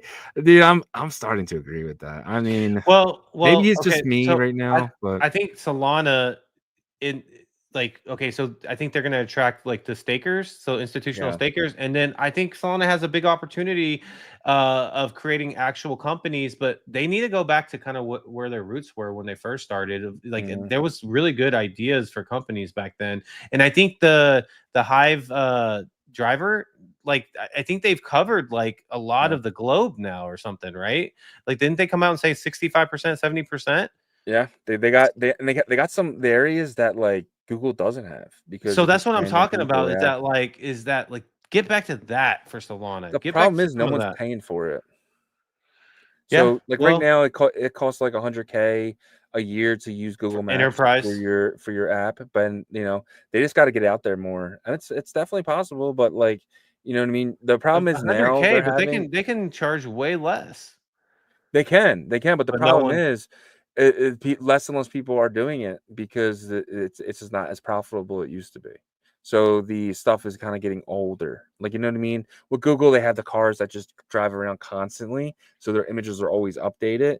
Like now with them, it's like we do have the images for you, but they're 6 months old, 8 months old, and stuff like that. So they are up against a little bit. But the concept is what I mean. It's not Concept is necessarily, great. yeah. Well, not even just about that specific concept. I'm talking about like the sector concept. It's like build usable, make people's Yeah. life more convenient approach versus just right now. Solana, other than institutional staking and treasury, it's all meme coin interest. That's Yeah. it. 100%. But that's our show, guys. Let's get to the final thing here. Let's spin this wheel. I have Good luck. Good everyone's luck. name up here. I'm going to give this thing a quick shuffle. It is working better today. Yesterday, when I was watching it back, I was like, damn, it looked like bad. It didn't look like it was even spinning, but it was. I promise you guys it was spinning. So I gave us a quick shuffle. Let's give it a spin. We're giving away 100,000 TK tokens. It'll be the rune. So after you win, I will be reaching out to you, get your address, and then I will send you the Bitcoin rune. But shout out to Smug Toshi, Patty Poo, the Bitcoin machine himself. Appreciate you, man, always being a part of the show. And I'm going to add you in here. I'm going to lock you into one of the banners. That way it saves. So I'm going to remove you. Give this thing a couple more shuffles. You win 100K. Let's see if someone else can win 100K here as well. Come on, come on, come on, come on, come on, come on, come on. Awesome. We got my man Ant-Man. Appreciate you, my friend. We're going to lock you in. He just came back today, too. That's a good win. Did he? Yeah. Came back and you won, brother. Appreciate you. Give it a couple more shuffles here, and then we'll spin again.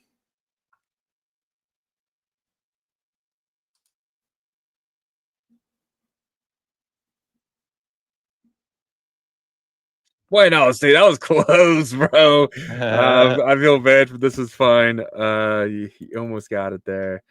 I think that's my guy Vader time. But yeah, shout out to Buenos Ideas. Appreciate you, man, and everything you've been doing for the show here every day. You guys coming in here and just putting a comment in the chat, that helps us so much. Like, you guys have no idea what that does for the algorithm. That helps us. You guys can just come in each and every day, put a what up Shizzy, what up Yagobi, or F you Shizzy, you suck, or even a go birds comment. It actually helps the show a lot more than you guys think. Please hit that like button. Please subscribe if you're not subscribed. We are seeing our subscriptions kind of go up in the last month, so it is showing that we are getting a lot more people in here. So I just need you guys to comment a little bit more. I know you guys do a lot for us already, but if you guys just put a little more comments, make sure you guys are liking the stream. It will benefit the show a lot more, and make me happy. So that's a show, guys. Absolutely. And I'm not going to be here tomorrow or Monday, but Shizzy's going to be here with He'll be Adam. crying because it's Cowboys lost. No, I'm just kidding. I don't know, man. I feel like the energy is going to shift because you keep talking crap and I'm sitting there. No, I'm just kidding. But it should be a fun one. I'm going to watch it for sure tonight. But yeah, but Shizzy's gonna be here with Adam McBride, and then on Monday he'll have a guest as well. So you guys make sure you show up, man, and continually support. And we appreciate each and every one of you guys. Without y'all, we could not do this. We are so thankful for each and every one of you guys. We're also thankful for our partners as well, as they allow us to be able to do this. They kind of help support us. So I think he's a Niners fan, so he probably I'm with you in that one, man. Yeah, so without our partners, we couldn't do this as well. They kind of help support us to be able to do this, and we love to do this, guys. I know, you know, the market sometimes is not good, but like we show up every day, just like you guys do for us, and we appreciate that. So if you could check out our partners, greatly appreciate it. Sats Terminal is the DEX aggregator swap for the entire Bitcoin ecosystem. If you're looking to swap for Bitcoin runes or alkanes, you can do it in a DEX environment because they aggregate from every marketplace, right? They're going to find the cheapest and most liquid tokens for you guys. Also, you'll earn Amber points, and Amber points are an XP point system that's going to go towards a give back for early adopters using their platform. If you connect your wallet for the very first time, you will get 1,000 Amber points. So that's a really big bonus. Also, they have a borrowing and lending product that they are testing right now, and they are open to add new testers. So if you're interested to be in part of that beta test group, go to @Sats Terminal on X and message them and let them know you want to be a part of that group. I think it's a good opportunity to expand your network. Head over to satsterminal.com to learn more today. And then Emblem Vault is the interoperability layer for the Bitcoin ecosystem. You can jump your Bitcoin ordinals and counterparty NFTs from Bitcoin to Ethereum right now. And actually, you can take a loan out against your Taproot Wizards on the Gandhi application, which is the largest borrowing and lending NFT application on Ethereum, right? And they're going to open this up to more chains as well, other EVMs, and possibly Solana. And speaking of Solana, they have the best AI product in all of the Solana ecosystem, and I think they have a top product in all of crypto called Agent Hustle. If you go to agenthustle.ai, you can actually use Hustle as an assistant to get you through the trenches of Solana. Right now, there is a free version that's available. It'll always be there, but it is limited to the tools you can use. And then you can subscribe to have access to more tools available. This is an advanced product. It can bring back, you know, save 2 to 5, 10x's, whatever you want. You can ask them, just like ChatGPT, except for it's way more specified, specialized towards Solana ecosystem, and they're going to be on in other ecosystems, but I'll let them announce that. Super bullish on Hustle. You can do conditional trades as well. Say, hey, buy Fartcoin when it drops 20% and sell it when I'm up 100% in profit. It will take care of all of that for you while you're away buying groceries, going to the gym, whatever you're needing to do. And again, they're going to open this up to other chains and environments. So super, super excited for them. There is the Hustle token that is the center of this. And you get a discount on your subscription if you use Hustle. I believe you get a percentage discount in that if you use Hustle. So really, really cool. Also, there's another product within the Hustle ecosystem called Migrate.fund. And Migrate.fund is a platform that can help you migrate if you launch on Launchpad on Solana like Pump Fund or Bonk, and you want to go to the opposite Launchpad. They will help you get that locked liquidity that seems to be locked in there forever. It doesn't have to be. They can help you get that and get restarted on another Launchpad, or manage your own LP as the team for that token. Really, really awesome stuff. They are about to start their first cohort. I believe there's about 20 teams, but this is all works with Hustle, the entire ecosystem, because the revenue from this is going to go into buybacks for the Hustle token. And so super exciting stuff, guys. If you are a project and you want to get into the second cohort, reach out to the Emblem Vault team. And also, the Emblem Vault team has an announcement about founder keys coming up very soon. So make sure you are staying tuned in and following their X account there. But you can go to emblem.vision to learn all about everything that they offer. And then Artura.finance is the perps and leverage DEX of the Bitcoin ecosystem. Very soon, you're going to be able to trade fungible Bitcoin fungibles, synthetic Bitcoin fungibles like Doggo to the Moon, $1 Billion Cat, Ordi, Sats, whatever else is in demand and the community wants. Possibly those BTKN tokens, the Spark ones, if there's any that get really popular. But also, you're going to be able to trade synthetic derivatives like a MicroStrategy or Coinbase and other companies as well. This is going to be a unique place to trade because not every place is going to have assets like that for you guys to trade, but you can earn XP right now if you utilize their platform.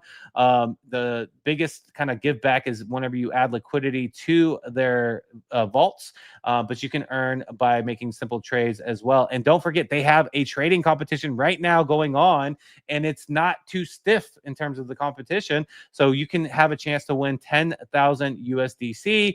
And also they're doing a prize for 20,000 of the ARA tokens as well. And then make sure that you guys are following their X account at Artura Finance, because they're going to be announcing information about the ARA token. Very big information on that. So make sure you're staying tuned to that. And you're going to be earning on the Botanics side if you utilize their platform as well. Botanics is doing an airdrop for Bitcoin for people utilizing their chain in the early days. So head over to Artura.finance. And don't forget, every Tuesday at 2 p.m. Eastern, there is a Artura show that we co-host. And it's very interesting if you want trader tips and insights for that as well. And then don't forget, Tokyo Wallet is the multi-chain smart wallet building for the best UI and UX for the end user. If you have an iPhone, head over to the Apple App Store. If you have an Android, head over to the Google Play Store, download the application. Let us know what you think. We'll pass the feedback over to the team. But they support Bitcoin runes with SAS Terminal integrated in their application, as well as Cardano tokens, as they partnered with the aggregator there, and SUI now they support. So you can buy all those tokens in each ecosystem directly in their application. They're going to be adding more environments as well, guys. Super bullish on this team, constantly grinding. Right now, they're going through the SUI Sync, which I would follow their X account so you can stay tuned there, because they are doing spaces that will educate you on SUI projects that are merging with Bitcoin and a bunch of educational stuff. Also, there is an alpha section on their app with YouTube channels, including ours and other YouTubers as well. Head over to Tokyo.io to learn more there. And then Merlin Chain is uniting Bitcoin strength through the power of AI. They have their AI wizard. Their latest version is the 2.0, and you can trade across chain from Merlin. All you got to have is Merlin BTC or Merl token, and it will do all the work for you. If you want to swap for a Solana meme, if you want to swap for a BNB token, you can use the version 2.0 to help you do that. Also, you can get information from all these chains as well. Give me the top 10 wallet addresses for Fartcoin, and the version 2.0 will bring it over to you. So definitely want to utilize that tool on Merlin Chain as well. And then it can do DeFi functions within the chain, staking, DeFi. And speaking of staking, they have the proof of security stake with Merlin Chain. And we were talking about this, $55 million being invested into the Bitcoin to earn more Bitcoin staking, which you can participate in right now. It closes September 30th in terms of earnings. We'll give back to, and you can get your tokens back. But this is the first version of the staking, 16% on average APR to earn, locked up till September 30th. So take advantage of that. It's still open right now. And then 2 staking versions for the Merlin Chain token. There's the flexible, which is the day-to-day. You earn 15% APR, but you can actually claim those rewards every single day and roll them into a compound staking option there. It does take 7 days. If you do want to withdraw, though, just know that's the cooldown period there for the flexible. And then there is a 6-month bonded option that you earn 45% APR. And you can claim those rewards every single day as well and do a compound interest with that as well. And then, of course, it is locked up for 6 months. And again, this team is crushing it.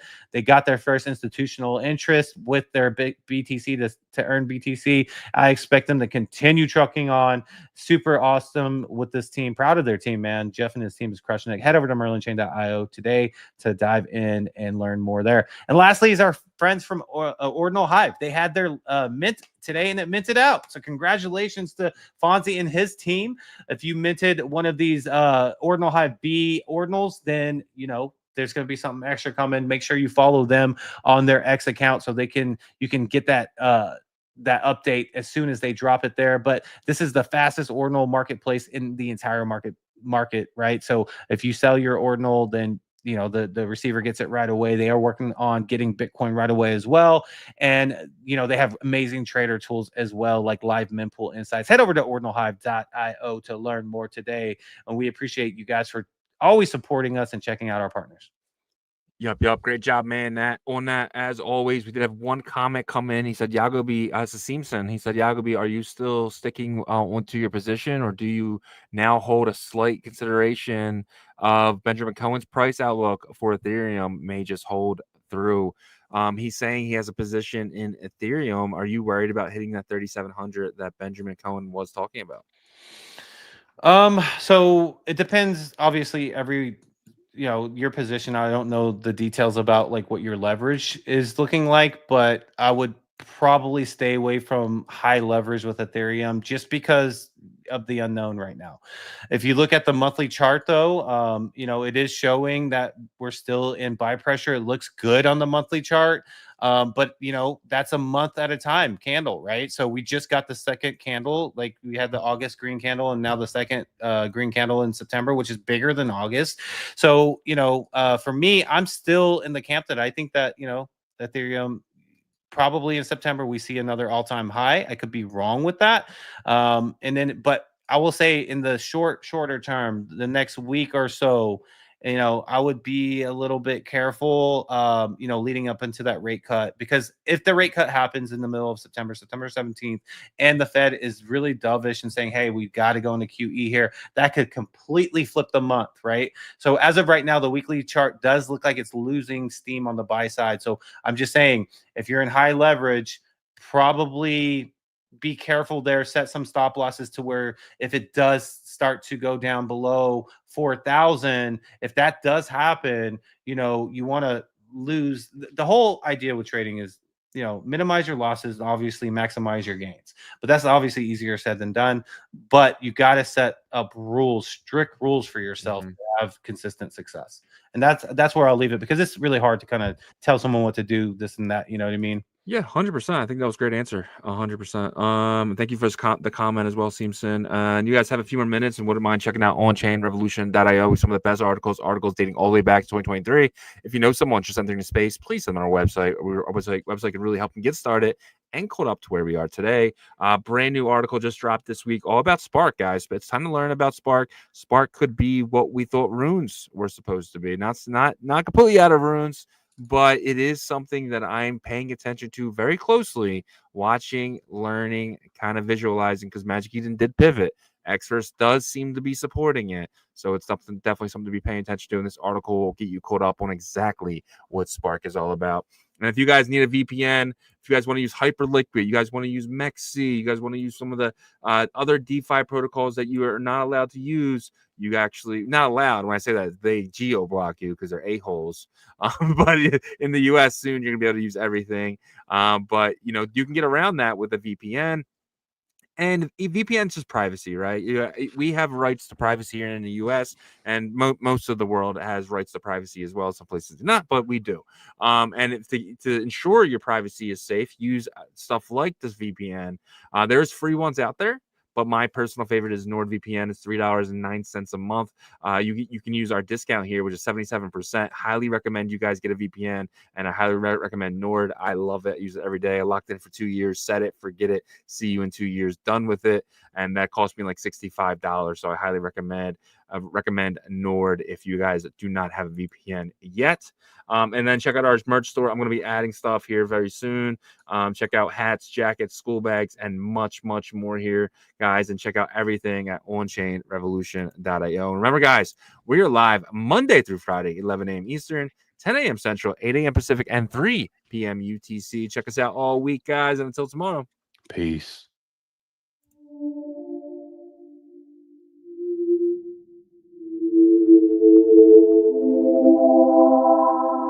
OnChain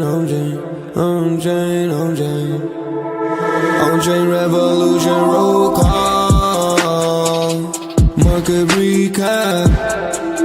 You not bullish enough, no. You're not bullish enough, no.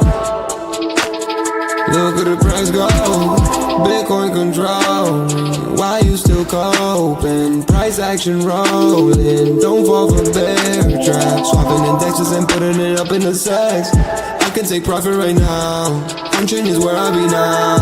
You can never look back. They don't want you to know. How did the market react? Fear and greed gotta adapt. Now we bridging the tokens and marching the network right now. You know how crazy we are.